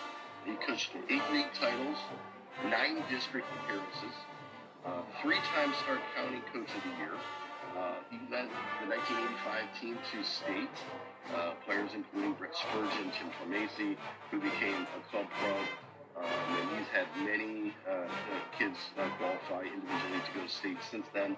I would have to mention the 1991-92 district team that finished 56-2 for 2 years. I'm very proud that I was a member of that team. And a shout out to my teammates on that squad: Sessor, Slavin, Digman, Ashby, myself, Mike Masacchio, Jones, and Heimberger. Real quick story about that team. We were so good. We were beating teams by 30-plus points in high school. And you play 5, count 4, take your 4 best scores. We were throwing out 79s on the regular there. We had tournaments where we threw that out all the time because our 4 best was better than that. There was a tournament that we sent our JV team to. So we sent our 6 through 10, several, 1 through 5, we sent our JV team. And our team was led by Gary Miller. And we sent them to a varsity tournament. So this is JV team in a varsity tournament. Can you imagine JV football playing against varsity anywhere? They went in there and they almost won the tournament. They lost by 2. What was funny was when I walked through clubhouse, I heard the Urban coach talking a little bit smack, and he said, "Oh, I thought Fairless was supposed to be good." Well, the Tuslaw coach was standing there, and he looked at him and said, "That was their JV. You might get away." So good story there. That's how good we were, and we were good for a long time. Incredible record by Coach Youngman. There is not a golf stadium that we can put his namesake on, or we definitely would.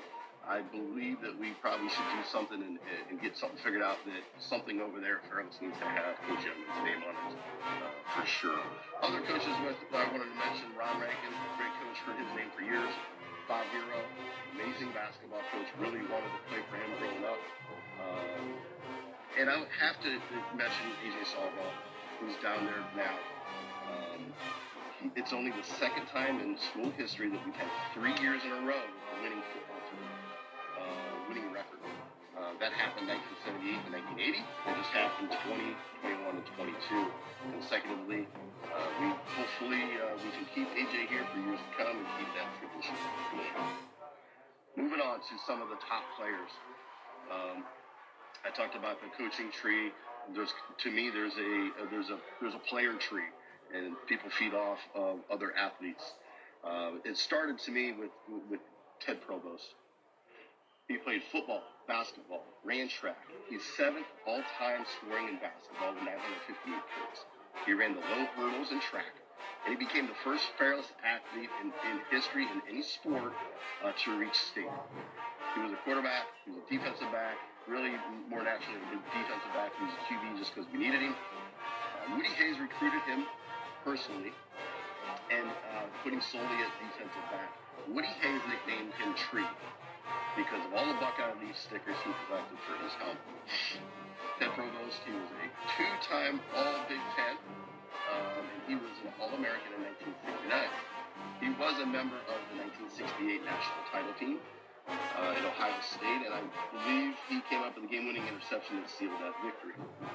Lou Holtz was his DB coach, and he wrote in his book that was titled "Winning Every Day" that Ted Provost was the best defensive back he's ever coached. Incredible praise there for all the players that he and Lou Holtz has coached. Very high praise for sure. And yes, Mom, I did read that book. Ted Provost was drafted in 1970 by the Minnesota Vikings, played 2 seasons, and eventually was with the Cardinals for a short stint.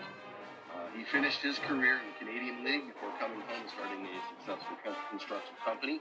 I asked our very own TJ Downing, who's with us here at Stark Media, who was on the 02 Buckeye team, national title team, if he's ever heard of Ted Provost, and he said, "Oh, heck yeah." He said, "He's a Buckeye legend." And he said, "That country boy was fast and could hit." So, great story there. Moving on, Joel Marchand, he became the first state champion in any sport in our school's history. It was 1978. He led the team to a state runner-up finish in Division II. He won 2 individual state titles in cross-country and an additional 3 state titles in track. So he finished with 5 total state titles. The most decorated athlete in our school history as far as high school is concerned. He went on to a great career at Malone. Allison Simmons. She was an incredible pole vaulter. She won 2 indoor state titles. She won 2 outdoor state titles in pole vault. She broke a record that would be good in any division, Division I all the way through, with a height of 13'1". She then went on to break that with the state finals with higher height titles make her the most decorated female athlete in school history, not to mention just one shy of Joe Marchand. Very impressive. She went to Ohio State, where she was part of some Big Ten title teams. She eventually retired due to a back injury, unfortunately. But she did meet her husband, Nicholas, at Ohio State, who was a two-time national volleyball champion with Ohio State. They just welcomed their first child in November, so congratulations to them.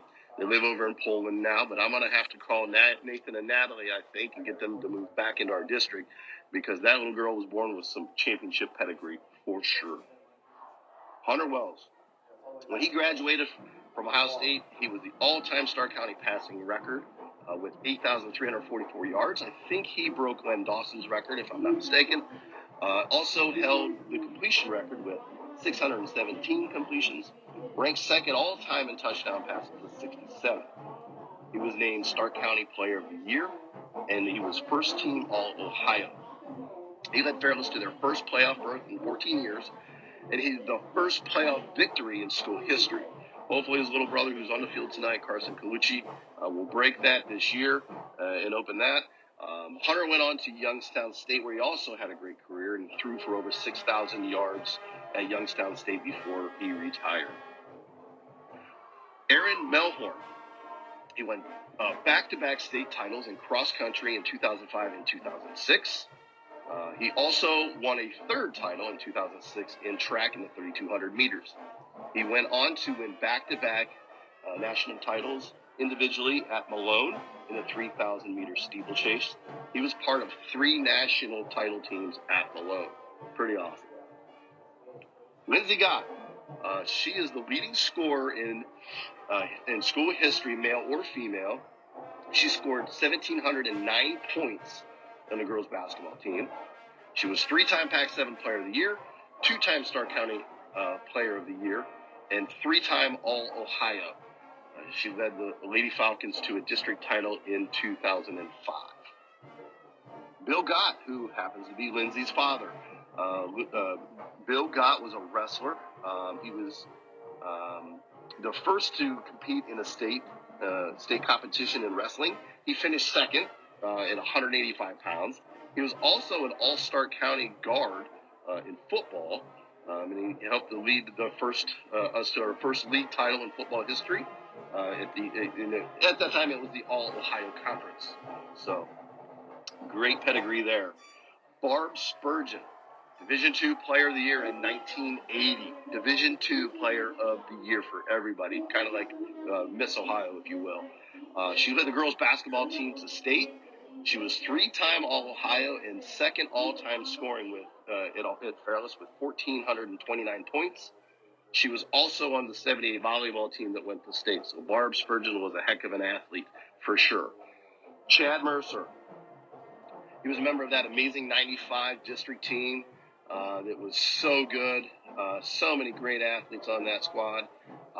Chad is first all-time in points for the men at 1,440.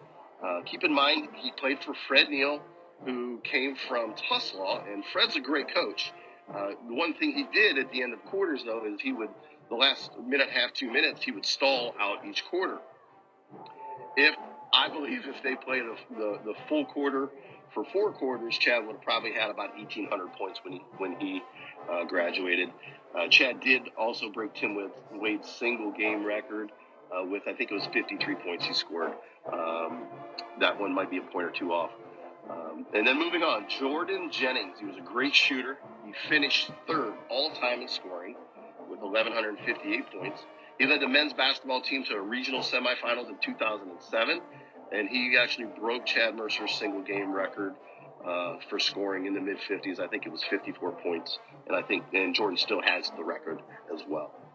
Another great shooter, Jerry Prestier Jr., third team All-Ohio in men's basketball, and finished second all-time in scoring at Fairless history with 1,265 points.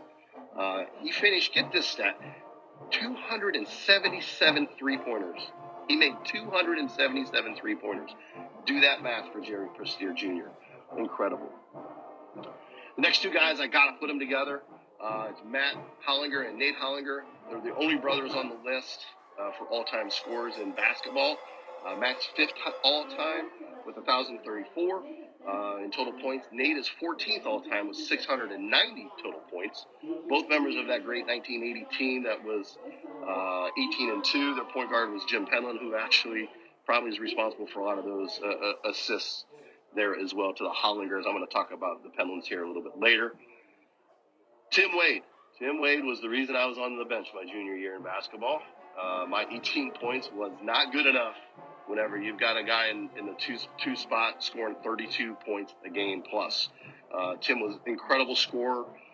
He broke Chris Shep's record at the time. I think Chris Shep's record was 47. I think Tim dropped 51 to hold that record for a while until Chad Mercer broke it. But he did it against Tuslaw on the road. It was a hostile environment. One of the greatest games I've ever been a part of and seen. Tim is 3rd all-time scoring with 1,040 points. And Tim's actually now, I think, a math teacher at Tuslaw. So a lot of inter-squad things going on there for sure. So moving on, Jim Bruni. Incredible baseball player. Jim Bruni set the all-time highest batting average when he hit 530. And get this, folks, he was a freshman. He was a freshman, like 14, 15 years old, and he hit 530 in varsity baseball. Are you kidding me? He finished his high school career with a batting average in the mid-upper 400s. I remember watching him play, warm up. My brother was a freshman at the time and got called up when he was a senior. When Jim was a senior and for the playoffs, and I was like 11 years old, and I was standing there watching him warm up and play, and I thought I was looking at Lou Gehrig. He was that good. He's the best amateur baseball player I've ever seen. He could pitch both right and left-handed. Coach Griffith nearly pitched him back-to-back days in the playoffs. He won right-handed, and he was going to pitch him the next day left-handed. He didn't. And kind of wishes he would, I think, from talking to him, that he would have done that. But he was that good. He had a great curveball, both right and left-handed, an amazing pitcher. But get this, folks. This is maybe the most impressive. He played 4 years varsity baseball. They made playoffs every year because they were a great team. And he struck out one time in 4 years. Unbelievable. That's probably about 100 games he struck out one time. It's insane. He went on to play at Akron University, where he had a great career up until a car accident. Had a little bit of a minor neck injury there that slowed his career down until he then retired from baseball. Carl Tyler, my older brother. Right now, bowling is part of underneath the Fairless umbrella. Back in the 80s and 90s, it wasn't necessarily under the umbrella. However, we would go and we would do youth bowling. We would represent Fairless that way. And Carl is the first youth bowler in Stark County history, not just Fairless history, first youth bowler in Stark County history to bowl a 300 game. He was 17 at the time. Awesome bowler. He went on to some adult leagues and was carrying a 220-plus average for many years. And Carl was also part of that summer 1987 state baseball team. If you were here for the pregame and heard me talk about that squad. Incredible accomplishment there. Max Kirby, 3-time state qualifier in wrestling.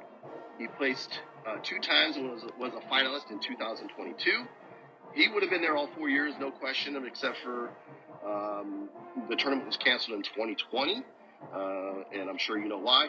Finished with a record of 134 and 23, and he's now a wrestler at Edinburgh. So great athlete there. We wish Max well as he goes through college. Tyler Neff, 400-meter state champion high school. He went on to Mount Union, where he was a 5-time All-American that combined indoor and outdoor. He was a 4-time national champion. Unbelievable. 4-time national champion, 4 rings, individual. He is now the assistant coach, track coach at Mount Union as well. Kennedy Gibbons. She went to 4 times high school. She went to state 4 times in high school in high jump. Then went on to Mount Union, where she was a 5-time All-American, and this year national champion in hep. So congratulations, Kennedy. Great accomplishments there. You talk about families, you know, I great families, siblings, father-daughter, father-son, all kinds of great stuff. Bill Gott and Lindsey Gott, I spoke about them already, but there was actually, Bill's younger brother, Mike, was a great wrestler, great running back. And he had the most power hitting in baseball I've ever seen. He used to hit towering home runs, and he would hit a lot, for sure. And then Jim Penland and Josh Penland. They're a father-son duo on the all-time scoring list in basketball. Josh is 10th all-time with 764 points. His dad, Jimmy, currently is 20th all-time with 530 points. Josh was a member of the 07 regional team and was also a great wide receiver. Jimmy played with Hollinger, so he didn't shoot too much. He did a lot of passing in addition. But I think if Jimmy played now, he would score 40 points a night. No kidding. I saw him go into men's league, start shooting, and drop 60 points. It was insane. The Pomios, they're really third generation here. Pomios and Colucci's rather. I can put them really together. Their grandpas played. Jason Pomio and Chad Colucci are the fathers of the young men on the field tonight. They're best of friends. They played together. Jason was the quarterback Chad Colucci was the quarterback, throwing to Jason Pomio. Then they went on to college. Jason went to Capital. Chad went to Marietta, and they played against each other because Chad then went to defensive back and guarded Jason. So, great story. Brody, who's on the field tonight, great receiver. He actually finished second last year in state in the 800 meters. He's got a season coming up. Luke Yoder on the field tonight finished sixth in state in the 200-meter dash. Not to mention they're both top 10 in receiving yardage in the county. Both have a track season coming up, so we look forward to that for sure. And then I talked about that coaching tree with Brian Weezer, how that's important. I look at these athletes similar as a trickle-down or ripple-down effect. What Ted Provost started, being the first to go to state. Everything has been built from there. I promise you all these kids have heard the stories of these successful athletes, starting with Ted Provost and working all the way down. It was motivation for me to have confidence in big games to, know that we can accomplish certain things because other people did before us as well, gave us that belief. What these athletes don't realize is that we are now telling stories about them, and they are now legends at Fairless. So, signing off here, we're going to get back in the second half. But I just appreciate everyone's time. Go Falcons.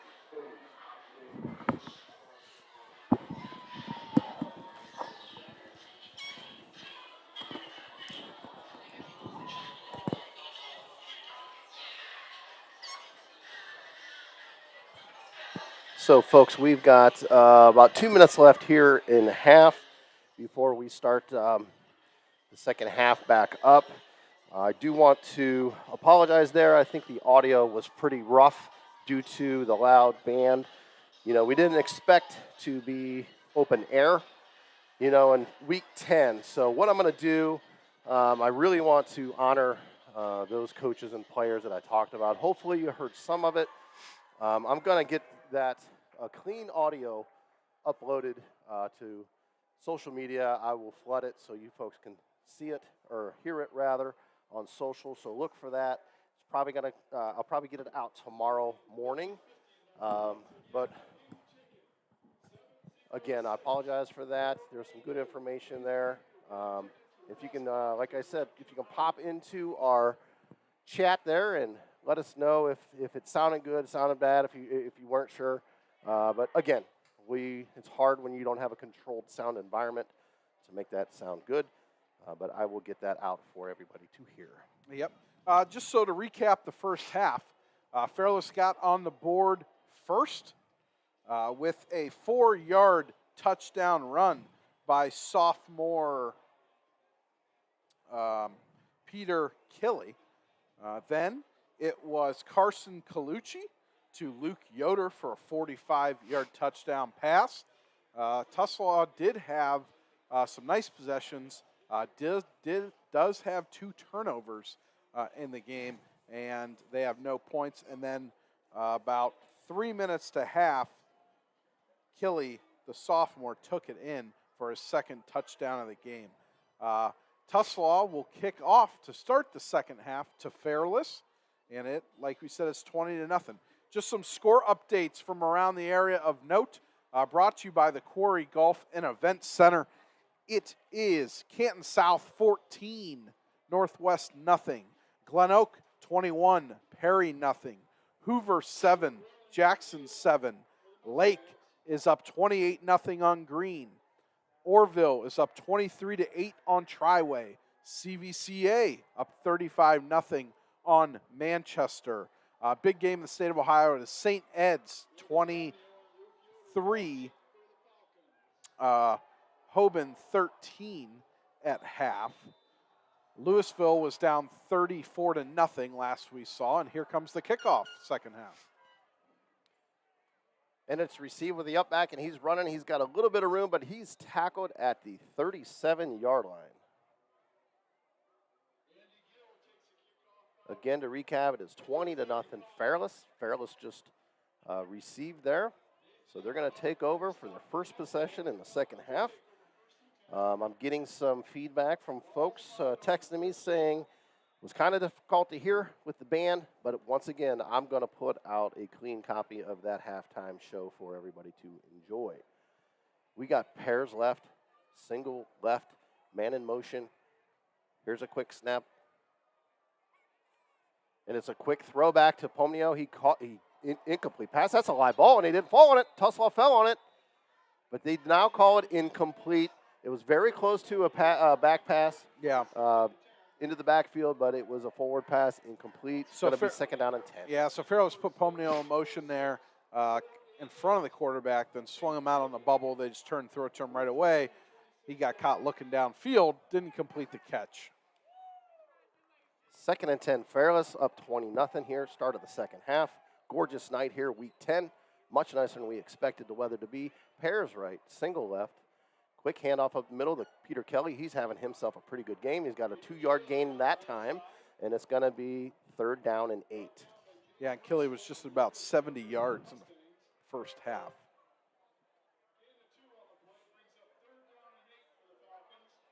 And like I said in the pregame, Drew, you know, Fairless has a lot of weapons. They have some really good receivers.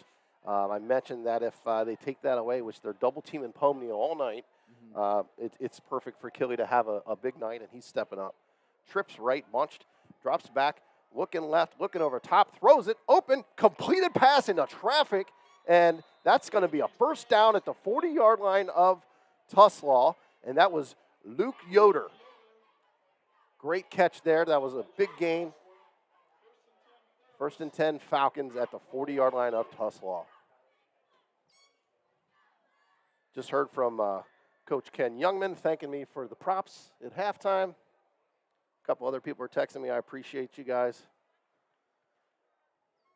Pairs left this time, single right. Killy in the backfield off the right hip of Colucci. We got Seal in motion from left to right. Now we got Pomnio in motion left to right. Throw to Yoder again underneath. He caught it, and he's running. He's going to the 30, 20, 15, 10, 5. Touchdown, Luke Yoder. Fairless Falcons up 26-0. Yeah, so they motion the fullback onto the other, from the left wing to the right. Then they put the slot receiver in motion from the left to the right.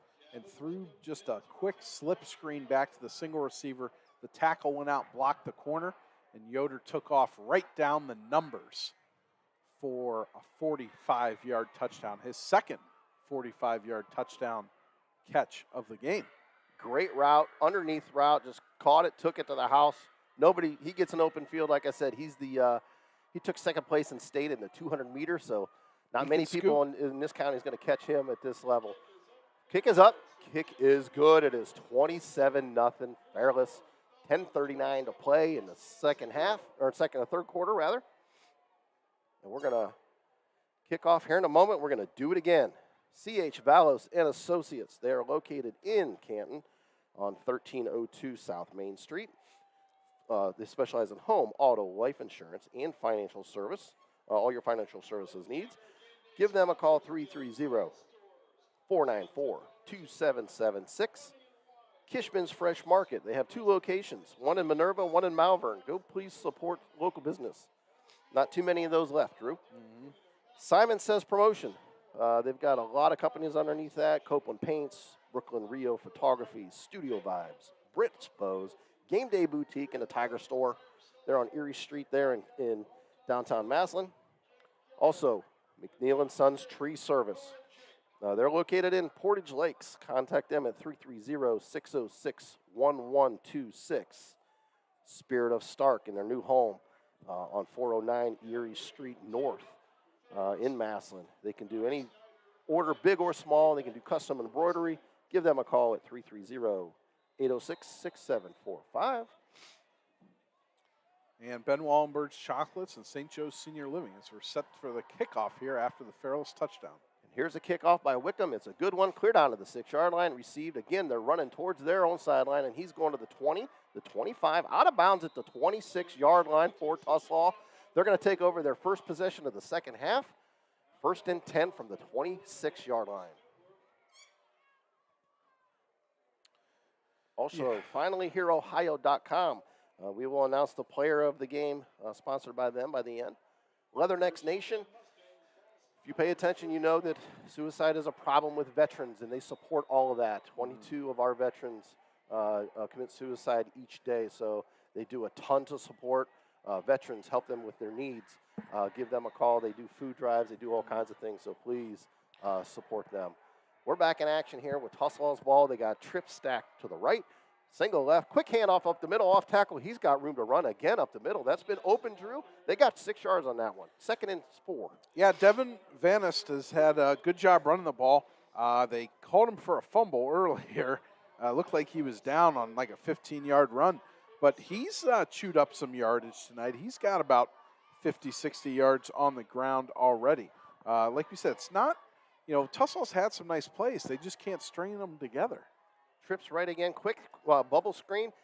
Swarmed immediately by Seal and tackled down for no gain. Going to be 3rd down and 5. Yeah, it was number 11 there. That was not Seal. That was Stutler. Anthony Stutler. He's had a nice night. Fumble recovery. He broke up a pass down here to about the 5-yard line. He's had a couple key step-up nice tackles there in the open field. Yeah, Tuslaw's got to find a way to get the ball to Tommy Schneider. He did have 4 catches in the first half, almost another real nice catch, but it was broken up at the last second. So they need to try to get him the ball. Falcons going cover 0. They throw it out wide to the left. Bobbled and caught. Laid on the ground, bobbled it up in the air, nearly picked off, but he did catch it on a second effort. That's a gain of about 2, and it's going to be 4th down now. That's that speed out snag they tried to run again. That's the 3rd time they've run that. They've completed it every time. Unfortunately, all 3 catches have been for about a total of 12 yards. And they're going for it again on 4th and 6, it says on the clock. It looks like 4th and 4, but the board says 4th and 6. Fairless again showing heavy blitz. Trips right, single left. It looks like Fairless is offsides. They're going to back up now. Here's a quick snap, throw over the middle. He was open. He got molested there at the 45-yard line. That's going to be pass interference. Yeah, and, if they didn't, I think there was a little too much heat on that ball. I'm not sure they would complete it anyways. Yeah. But that was number 8 for Fairless on the interference. That was Carson Colucci, the two-way player, quarterback and safety. He wrapped up Tommy Schneider about 15 yards downfield as he was cruising across the middle of the field. I think the official was throwing that flag before he realized it wasn't catchable. Yeah, but, what are you going to do? In high school football, there is no uncatchable rule. Really? So, yeah, you cannot make contact with the receiver while the ball's in the air. So it doesn't matter if it's high, low. You can still jam inside out of 5, bounds, in the stands to your mother, doesn't matter. If you touch them, you get a little jam around the line of scrimmage. They usually give you about 2-3 yards, but as soon as that ball's in the air, you can't touch the receiver. And here comes Tuslaw's offense, 1st and 10 now in Fairless territory at the 48. Quick handoff. He's running right. He got tackled immediately. No gain there, 2nd down and 10. Yeah, and that was Jackson Stutz on the tackle. 5'10", 180-pound defensive tackle. 180-pound defensive tackle, not real big. Well, but he used his speed and quickness to get in the backfield there. I'll tell you why. His dad, I played baseball with him. He was a catcher, eats nails. So it's good pedigree there to be a tough kid there, even though he's undersized. Trips left, single right. Quarterback in the shotgun, running back off his left hip. And we've got a penalty before the snap. I think Fairless was offsides. They're bringing the blitz. That was number 11 coming off the blitz on the trip side. And as he started to creep, he was going right down the neutral zone. So it's going to be offsides on Fairless. 5 yards for Tuslaw as they have moved in to Fairless territory. It was Anthony Stutler again. Drew, he must have drank some Red Bull. That kid's all over the field tonight. Yeah, he's got some energy. He's soft. He's one of the few sophomores that starts on this team. There. 18 out of 22 positions are seniors on this. He's one of the few sophomores. Trips left, single right. Quick handoff right again. They've had some success with this. He little cut. Made a guy miss, cut it back up inside, and got a couple yards out of that one.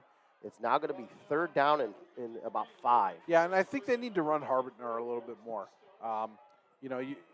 Fairless is not taking that extra guy out of the box when you go spread, as teams normally do. A lot of teams play with 6 men in the box.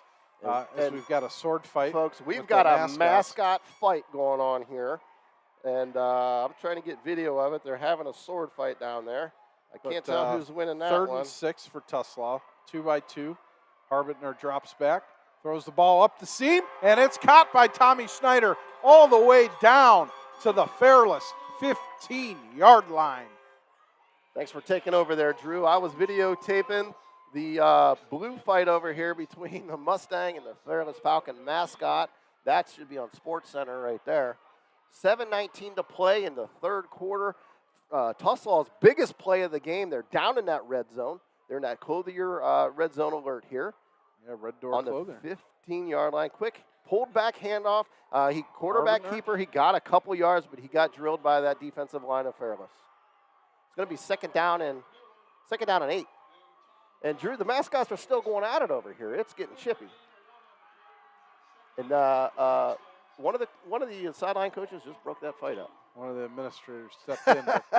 Well, Tuslaw's threatening here inside the red door Clothier red zone. Trips left, or trips right, quick snap. He throws it to the right, completed pass, tackled and short of the first down. It's going to bring up third down and 3 at the 10-yard line. Yeah, he threw that speed out again to Tommy Schneider, and he's been the man so far tonight. That would be his, that's his 7th catch of the night. Most of them have been right around 6 or 7 yards. He did have the big one there for 35 a couple plays ago. We got trips left, single right, running back off the left hip. Quarterback is rolling right. Got all kinds of pressure. He's stepping up in the pocket. He threw over the middle. It is completed. It's a touchdown. Tuslaw Mustangs touchdown. Yeah, and that was Harbitner buying some extra time in the pocket. He had room to run, but decided to step up, keep his eyes downfield, threw a strike right down the middle of the field to senior, number 13, the wide receiver, Landon Shirley. So big score for Tuslaw to come out in the second half. That was a la Patrick Mahomes there. Bought himself some time, just flicked it down in the middle. He was wide open.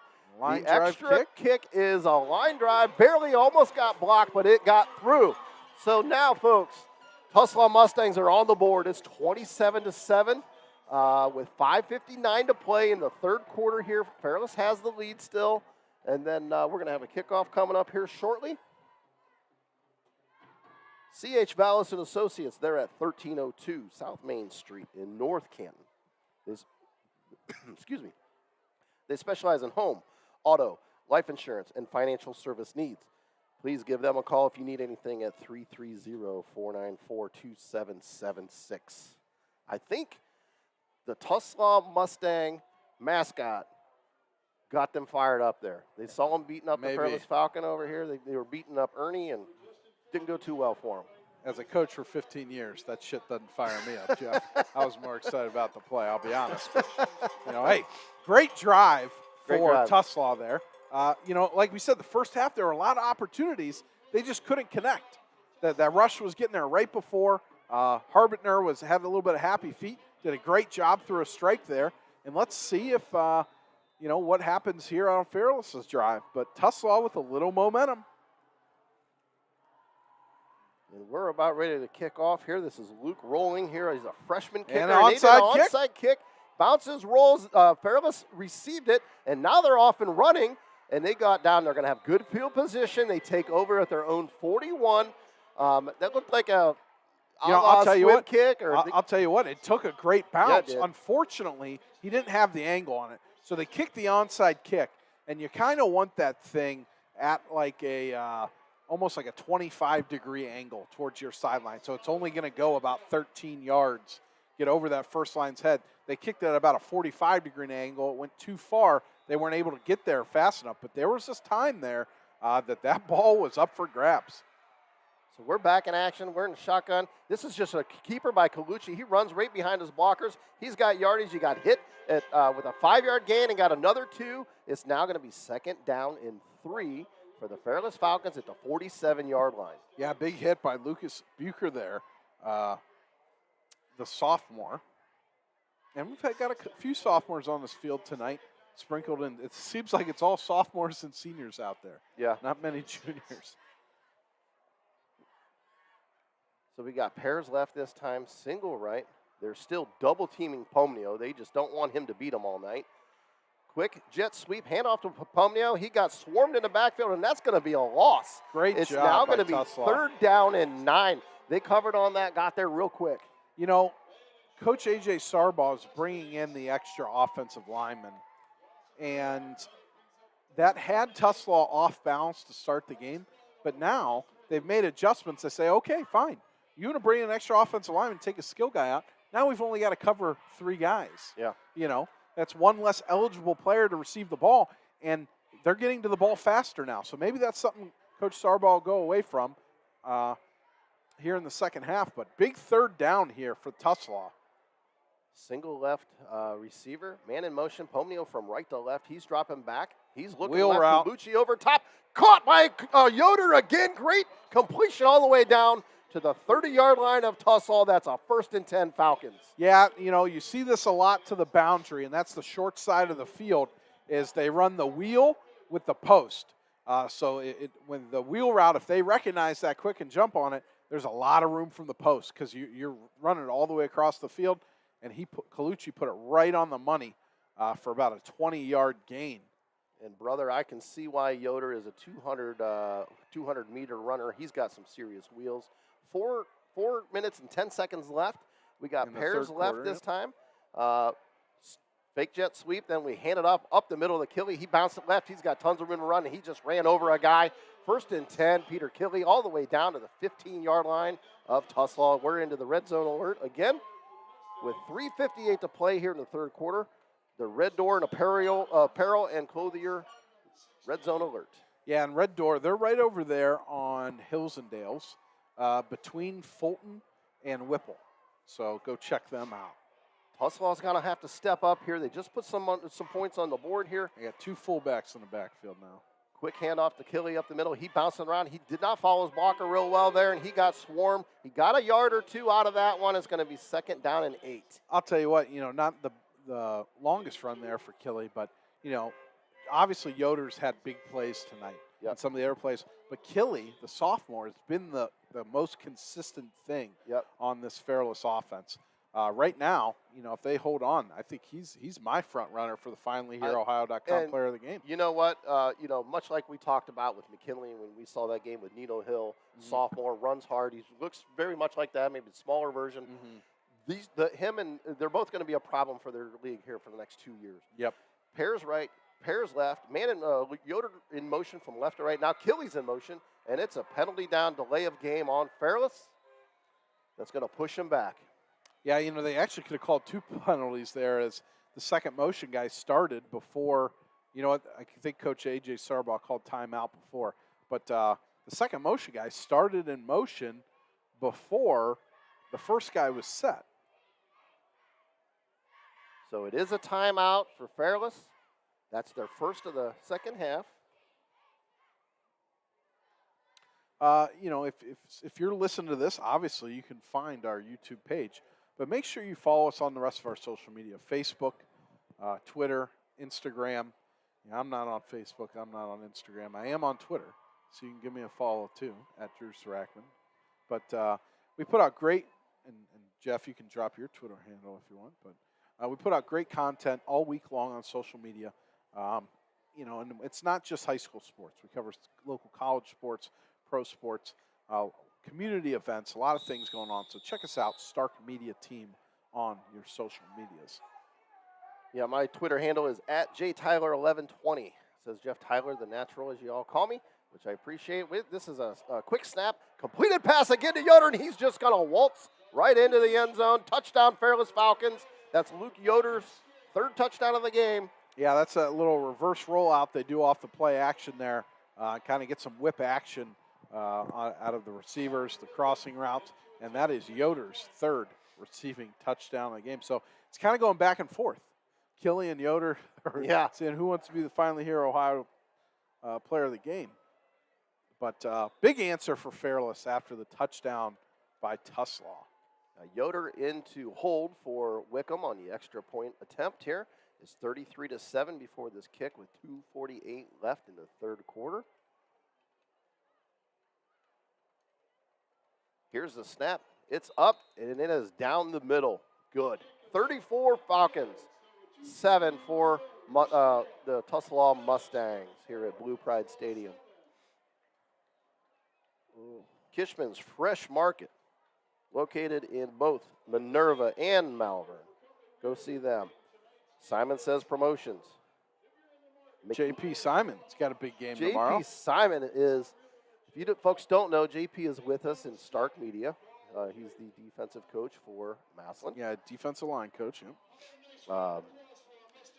Imposing large man. He played some football at Cincinnati after he left Massillon. So if you go to a Massillon game, you see this massive-looking lunatic dude on the sideline with a long beard and a sledgehammer. That's J.P. Simon. But we love him, and his Tigers are playing really well right now. And I'm going to say this tomorrow, and I'll let you guys all get a sneak peek. Obviously I coached at Hoban for 5 years, the offensive coordinator there, part of a bunch of state championships. As head coach, seen a lot of talent around the state of Ohio, watched a lot of games every week. The Massillon Tigers right now, maybe not week 1 when they played Moeller, right now I think the Massillon Tigers are the best team in the state of Ohio. I don't disagree with you. I actually made a prediction to a Massillon gentleman yesterday that Massillon's going to go back-to-back state titles. They've got a lot of players. They've got young guys. I think they want to worry about getting one first. But what do you mean? They are very talented. Not in the tournament. Here's the kick, and it's received at the 7-yard line. He's running towards the sidelines again. He's gotten swarmed, and he made a bunch of Falcons miss. Got an extra yards out of that. He's cleared out of the 24-yard line. It's going to be 1st and 10 Tuslaw. And speaking of your Hoban Knights, Drew, I just got a text from Doug Sesser, who played a lot of sports at Fairless. He's good friends with the head coach of St. Ed's. And Coach Lombardo? Coach Lombardo said he's pissed off over the loss to Massillon, and they're putting it on your Hoban Knights 34-13. Hey, that happens sometimes, when you get talented teams together, those things can happen. A memory I've got, so back in 2015, I was offense coordinator at Hoban. We were 9-0 going into week 10. We go play Cleveland Benedictine, who was also very talented, and they beat our ass 35-10. Wow. What did we do? Got Took mad. our butt whooping. We got mad, ran 5 straight, and won the state championship. So Back in Tuslaw action. takes over here. We got pairs left, single right. Quarterback drops back. He's got a clean pocket. He throws over the middle. Man wide open, completed pass. Great tackle by Pomnio in the open field. It's going to be 1st and 10 Tuslaw at their own 45-yard line. Yeah, and Harbitner completed there to number 6. Joey Madur, the freshman. I think it's Madur, actually. Madur. And I'm wondering, there was a Madur that played at Fairless. I'm wondering if that's his father or not. I'm not sure on that. I'll have to check. But Harbitner really had 2 people wide open there. We got trips right, single left. He's snap. He's rolling right, man wide open. Complete a pass again, and he's Thomas down Schneider. inbounds. I think at the now in Fairless territory at the 48-yard line. That's that speed out again. And what I'd like to see them do is go back to that look and run the post wheel of the other 2 receivers, because that corner's starting to fly up on that speed out. Might be time to hit them down the sideline. So second and short now, manageable for Tuslaw. Trips left, single right, single back, shotgun. Here's a snap. Looking left, throwing left, completed Speed again. out again. He's got a man. He's got plenty of room to run. He's running to the 35 to 30. Made a guy miss. 25, 20, 19, 18-yard line. He is tackled finally for a 1st and 10. Tuslaw Mustangs. That was a Madura again, I believe. No, that was Tommy. Look. That was Tommy Schneider there on that time. 9 and the 6 looks similar. They hit him on that speed out again, but a great. I'm an offensive guy, so I'll call it a rub route. Okay. But it was definitely a nice pick route by the receiver. There was no one. They picked the corner. There was no one in the area. You know, Tommy could have scored, but he stumbled when he caught the ball. That's that Bill Belichick play, isn't it? Oh, yeah. Trips right, single left, handoff up the middle, swarmed immediately, no gain. It's going to be 2nd down and maybe 9. Yeah, Vaness running hard still, but Garrett Miller on the tackle there, number 50 for Fairless, and Vaness and Miller are tangled up there. And Drew, I've got a Quarry scoreboard update here. Glen Oak, 28. Perry, 13. Woo! It was 21-0 Glen Oak. I'll tell you what, Zach Slates, we talked to him on High School Football Rewind earlier in the season, and he said he didn't want to play Massillon anymore. Well, guess what, Zach? You lose this game, you might be playing the Tigers week 1. Trips left, blitz in, Harbinger made him gets miss, outside. He threw the ball, and he was. And that's interference. And that is definitely interference. There's no play, call on the play at all. It's going to go down as an incomplete pass. Should have been an interference at the 2-yard line. I'll tell you what, there aren't many, obvious pass interference calls. They tackled the receiver. Yep. Fairless tackled the receiver on the 2-yard line well before the ball got there. The official is standing right behind it, 2 yards away, and doesn't make the call. I don't jump on officials much because it's a tough job to do, but that was a bad call. We got pairs stacked left, pairs stacked right, drops back, looks right, pump fake, stepped up in the pocket, threw a quick slide, and it's caught again, and it's a 1st down and goal at the 4-yard line for Tuslaw. That was another Patrick Mahomes looking, run, sling, little sidearm sling, great play. And you know what Harbinger's doing now? He's stepping up in the pocket. Yep. Instead of running side to side to escape the rush, he's sidestepping it, stepping up, keeping his eyes downfield, and you can't cover that long. 1st and goal from the 5-yard line. It is trips right, single left, quick snap, handoff up the middle, spin move, made a guy miss, but he got swarmed immediately by the Falcons. No gain there. It's going to be 2nd down and goal from the 5.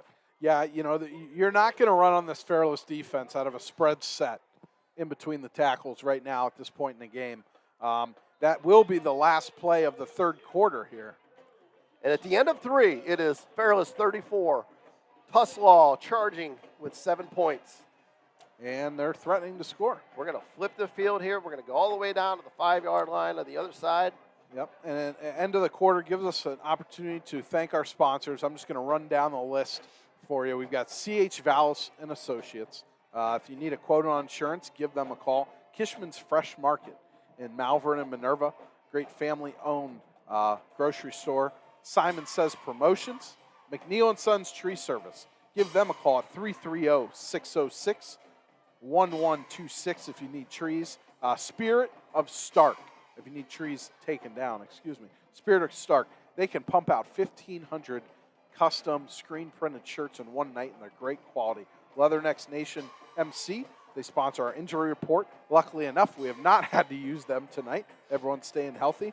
The Quarry Golf and Event Center have given us all of our scoring updates.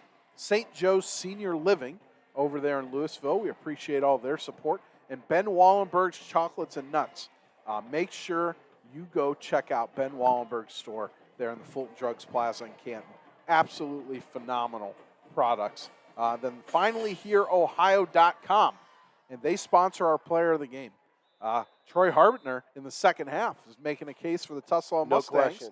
See if he can come back and get the player of the game here. And here's the snap. He's rolling right. He's looking right. Throwing out of the middle. An incomplete pass. No penalty there. I'll tell you what. I think he could have ran it and made it. I think he could have too. There. But that's going to bring up 3rd and goal for the Mustangs. And this is a must-score drive for the Mustangs. You know, they're down 34-7. They've got to score here to keep this thing close. and then maybe get a quick stop on defense and score again to make this a game again. But I love the fight out of the Mustangs right now. They're playing really hard.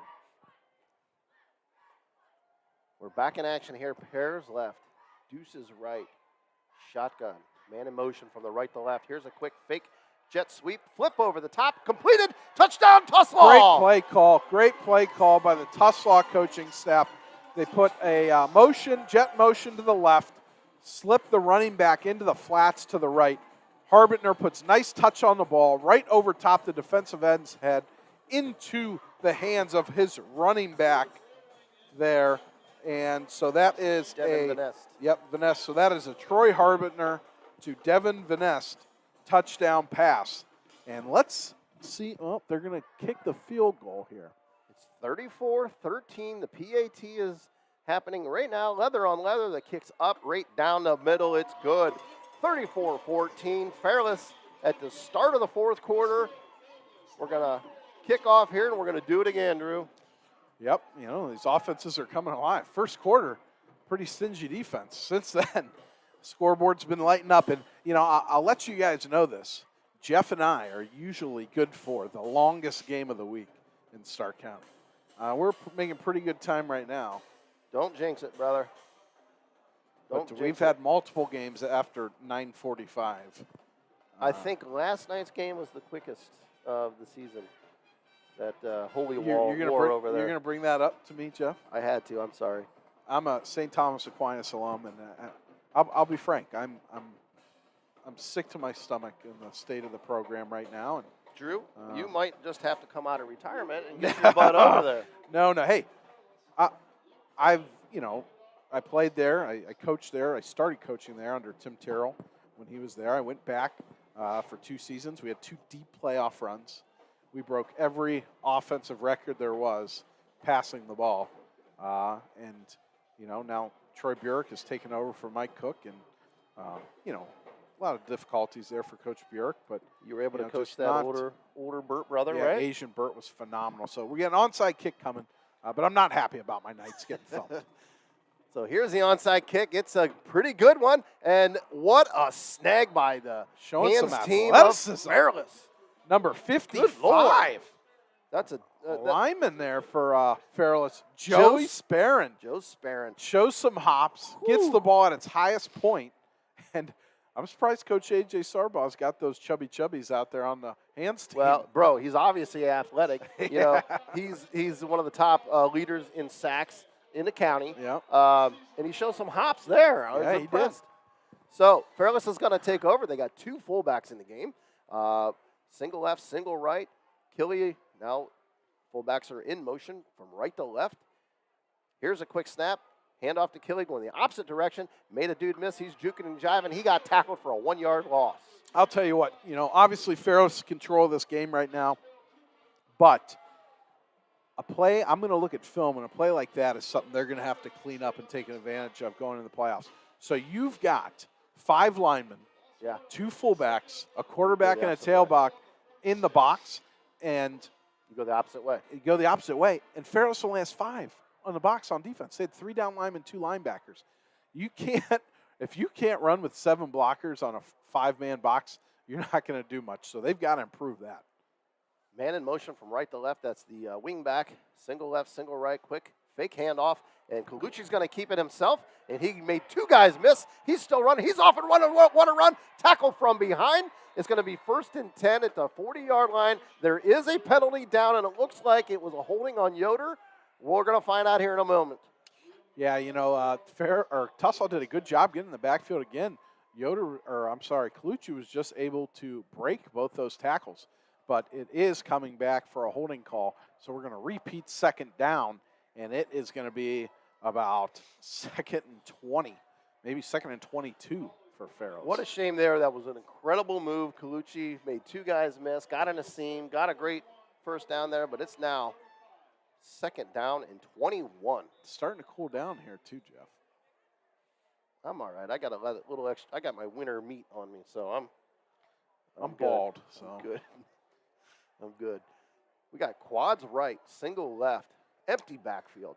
See if they take advantage of the one-on-one matchup here to the bottom. Run that seam up the middle. We'll see. Dropping back. He's thrown it an under route this time to Pomeo. They got in the ball finally. He's running. He's going. He's to the 45, the 40. Jumped over a guy to the 31-yard line. First down.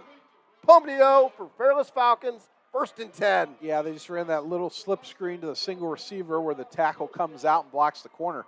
It's the last time they ran that, Yoder scored a touchdown, but that's good for a 33-yard gain for Fairless, and now they're threatening to score again. Drew, that's one way to get your guy in out of double coverage is to put quads on the opposite side of him. Absolutely. Single receiver We got left. 2 tight ends, a fullback. Quick hand off to Peter Kelly. He's running right. He's got to cut that up, and he does a little bit. It's going to be 2nd down and 5 now. 6. So on that outside zone play, as a coaching point to the running back, you want them to take a maximum. So they've got a line, a direct line to the tackle's outside butt cheek. You're going to sprint to that with your shoulder square to the line of scrimmage, and as soon as you see space, put a foot on the ground and get up. And if you take 4 steps, you've got to turn it up. He took about 6 steps, and that's why he didn't get. So on that 4th step, if you haven't turned it upfield yet, you got to do it. 2nd down and 5 with 9:35 to play in the game. Fairless in Tuslaw territory at the 26-yard line. Pairs right. Here's a snap. Kaluchi's just going to keep it, and he's running right, and he's all the way up the seam, and he's got a 1st down and more. 1st and 10. Falcons at the 15-yard line of Tuslaw. Yeah, that was just student body right. He caught the ball, and the whole student body ran to the right. 9:22 to play. Clock is now back running. Clock is not going to be the Mustangs' friend at the moment. Down 34-14 with 9:16 and ticking.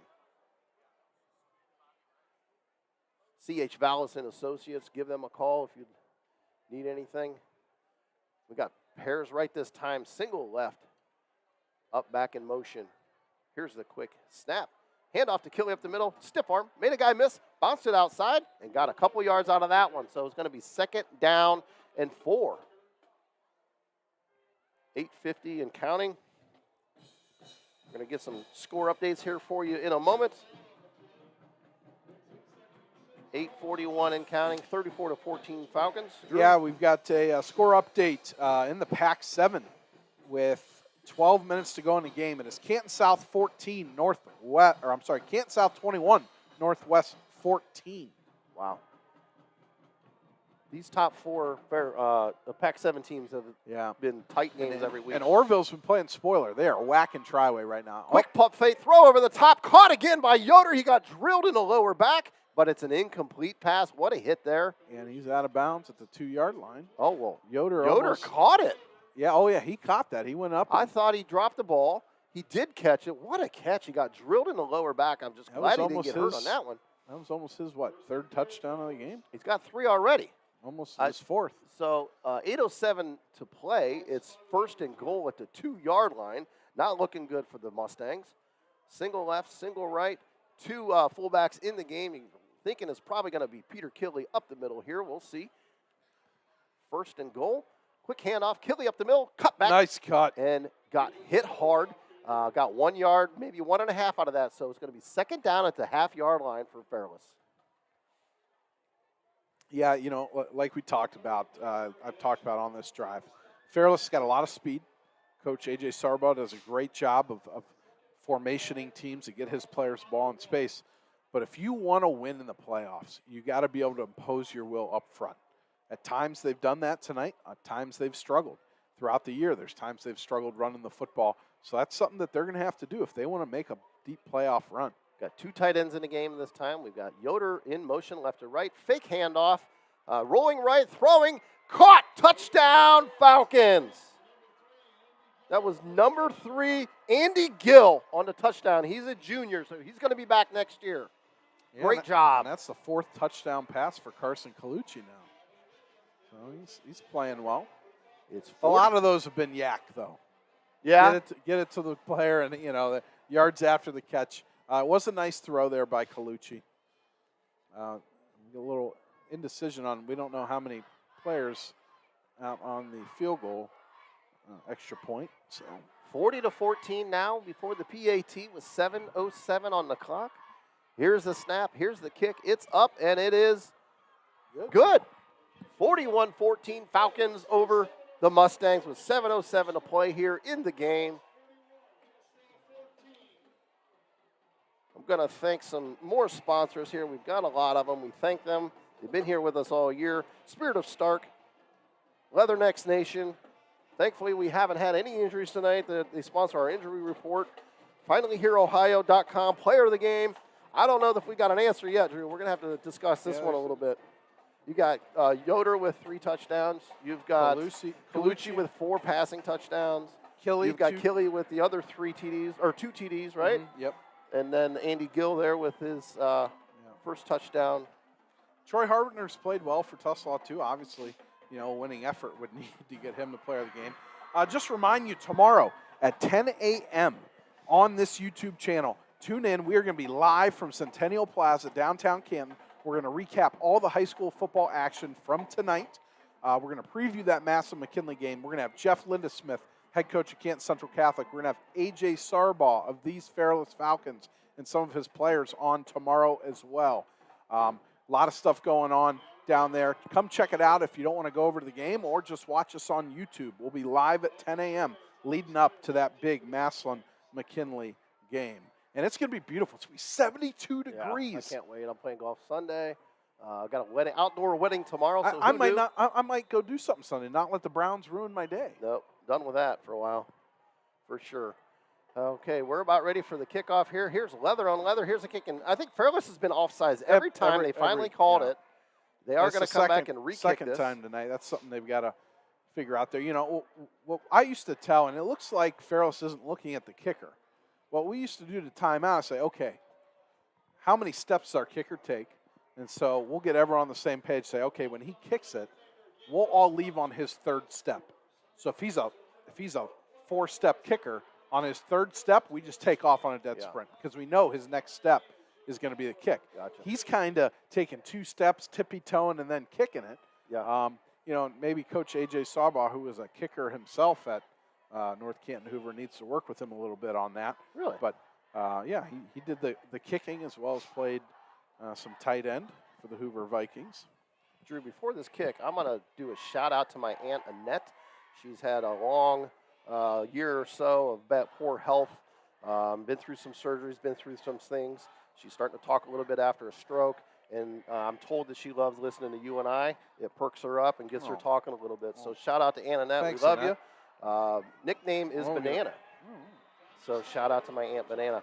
All right, so the kickoff just happened. There was a run back there. By Tommy a flag Schneider. on the field. It's going to be a face mask. Definite face mask. So Tuslaw is going to have the ball good 45? field position on their own 45-yard line, and their offense has gotten hot. Tuslaw is kind of looking like those 5-wide tri-way teams out here right now, just slinging the ball all over the place. But not a good penalty. I'll tell you what, the offense has been good in the second half for Fairless, but I'm not sure Coach A.J. Sarbaugh is going to be happy with this second half so far. He's given up some points. They've had penalties. They're struggling a little bit on the offensive line to run the ball. So, I'm not sure he's going to be happy with this effort. He's not. I can tell right now, Drew. I've seen him coach enough. When he's off by himself walking, that's the problem. Hand off up the middle, and but Drew, that's the most success they've had on that play, or that play in general all night. 5-6 times that's been open. Ran off tackle, ran right up, got the they're first just running down. a little inside zone there, and Vanette's been running hard. And Tuslaw, as you would expect, is going hurry up here. We got trips left, single right, single backfield. Quick snap, quick handoff. They ran the same play. They got another 7 yards out of that one. So that was actually a second down play, so it's 1st down and 10 now. I'll tell you what. I'm going to say it. We thought coming into this game that this Tuslaw offensive line, who had been struggling, would have to do some things. Yep. The speed of Fairless is what has them in the lead. Yep. It's the ability to get their playmakers in the open. They've gotten beat up front on both sides of the ball tonight. Tuslaw is winning the line of scrimmage, but they're not winning the game. Trips left, single right, quick possible bubble screen. They threw it a little under route, completed pass. It's going to be 2nd down and 8 at the Fairless 30-yard line. Yeah, a little bubble with the slant over top of it. Harbitner puts it right on the money for an 8-yard gain on 1st down. Got 6 minutes to play in the game. Tuslaw down 41-14. They're going hurry up here. 3 wide on the left, single on the right. Vanest off the left hip of Harbitner. And it's a quick handoff up the middle again, and he got drilled, but he still got the 1st down out of that one. Yep, so Tuslaw continue to have a nice rhythm on offense here in the second half. I'll tell you what, 2 plays that sticks out in this game will be really close, is when Vanette tripped when he had 60 yards and no one near him in the first half, would have been a touchdown. And then when Vanette, they call him for a fumble when it really wasn't a fumble on the Fairless 25. If they only get 10 points out of that, it's a close game right now. So he drops back, and it's a quick slant again, thrown incomplete, and it was nearly intercepted. Incomplete pass, going to be 2nd down and 10 at the 25-yard line of Fairless. Yeah, at least that stops the clock for them, as they need 3 scores, and what do we got, about 5 minutes to go? Well, I'm a Browns fan, so I've seen it happen. Yeah, jeez. Pears left, Pears right. Vanest again off the right hip of Harbitner. Here's a quick snap. He's dropping back, looking left. Throw that slant again. Incomplete right pass again. Couldn't tell if the defender had a hand in on that one. I think he just dropped it. That was going to go to the house. He catches that rock. There was nobody behind him. Incomplete pass. Yeah. Going to bring 3rd and 10 for the Mustangs. 5:19 to play here. Thanks for joining us. You're listening to Drew Sarachman, Jeff Tyler. Drew, they just kind of put us together as a team this year, and I think it's worked out pretty well. Shake and bake. Yes, sir. Trips right, single left, drops back, looking right, clean pocket, steps, throws, and incomplete wide pass. Drew, he dropped back. I think if he would have just set his feet right away and delivered that ball, it would have been good, but he kind of hesitated there, incomplete. Yeah, I think he was waiting for his receiver to get the head around. You can't do that all the time, but we've got a score update, or game update, brought to you by the Quarry. Glen Oak misses a 30-yard field goal, and Perry gets the ball back, down 7 with 3 minutes and 30 seconds to go. Glen Oak was up 20-0 in that ball game. Wow. 5:15 to play. It's 4th and 10.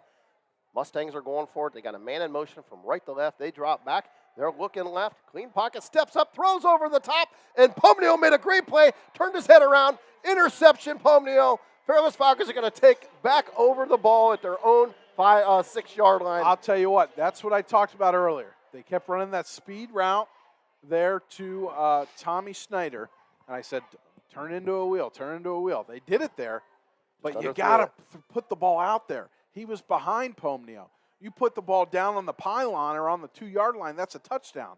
He tries to throw a line drive right through the corner, and it's an interception. So that should be the nail in the coffin for the Tuslaw Mustangs, as we're under 5 minutes to go now, and Fairless takes over inside their own 10-yard line, and let's see if they can run the clock out.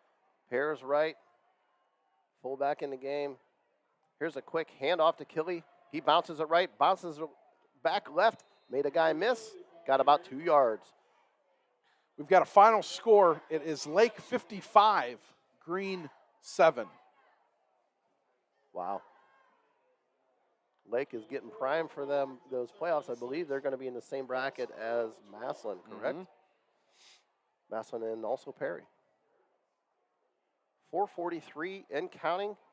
Fairless taking their time, letting that game clock wind.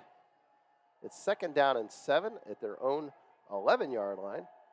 Single left, single right. Killy in the backfield off the left hip. Handoff to Killy, as you would expect, and he got tackled immediately. No gain on that one.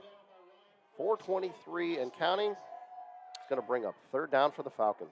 We've got another score update, final score. It is Alliance 41, Marlington 14. Tough season for the Dukes. Yeah. Coach Phil Morrow in his first year. Another score update. It is Malvern 28, East Canton 12, with 8 minutes to go in the 3rd quarter there.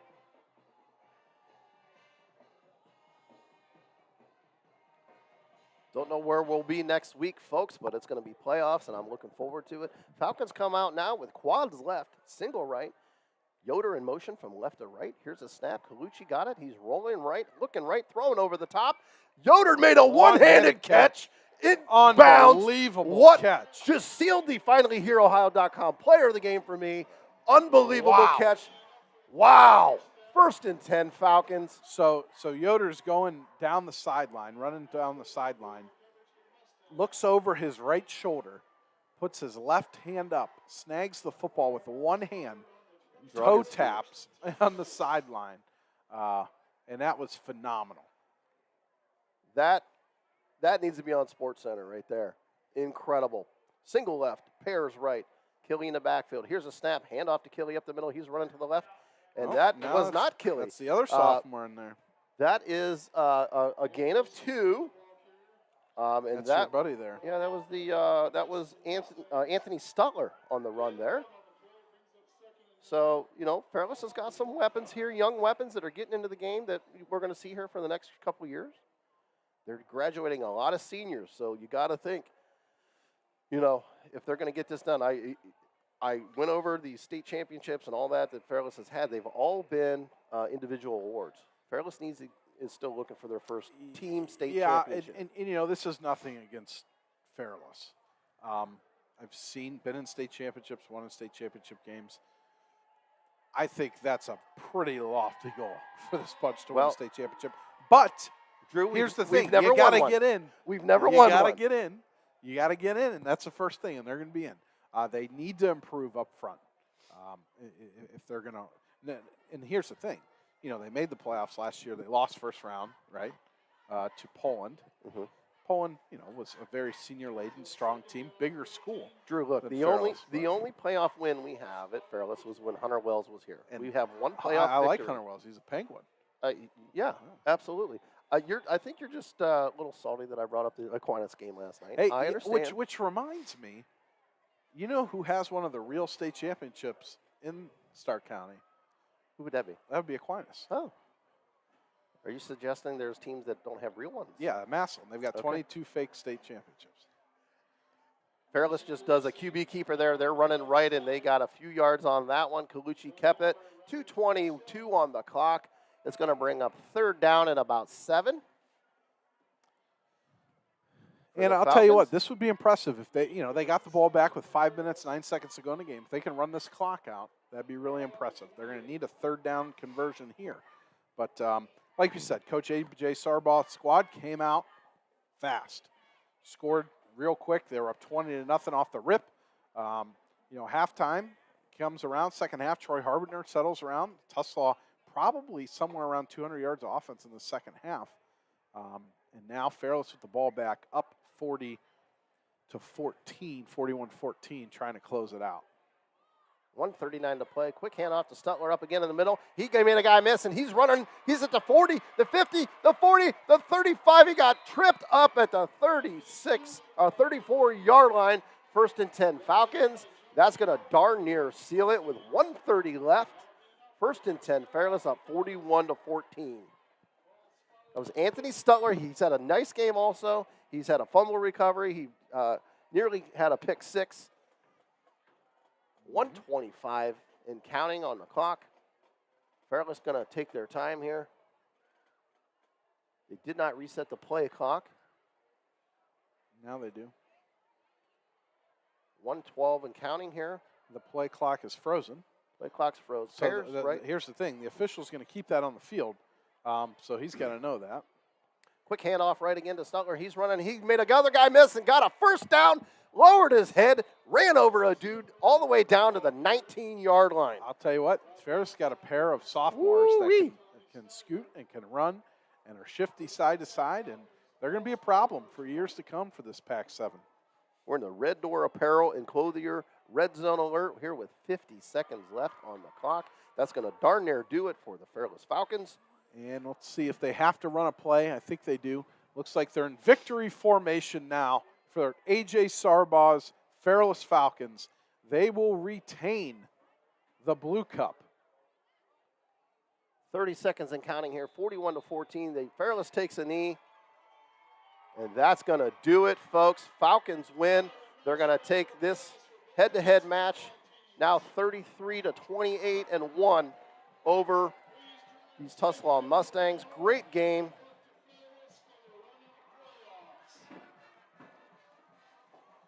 Drew, it's been a fun season, brother. Yep, we'll see what we get for playoffs. Check us out, like we said, Stark Media, social medias. We'll get us on the Twitter, on the Facebook, Instagram. Don't know what else is out there. Social media-wise, I think I covered them all. Yeah, subscribe to this YouTube page, like our video. We appreciate everybody tuning in. We had a nice group tuning in on and off tonight.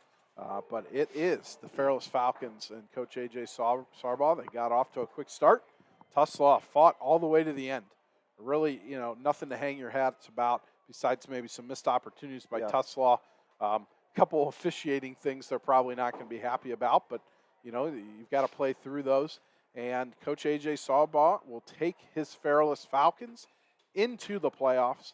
And I don't think that Tuslaw is going to have enough to make it. But that'll do it for us here. We're going to announce our finallyhereohio.com player of the game. We're going to thank the rest of our sponsors, and we'll get out of here. If you want to check out some games still going on, check us out on 99.7 FM and Rock 106.9 FM.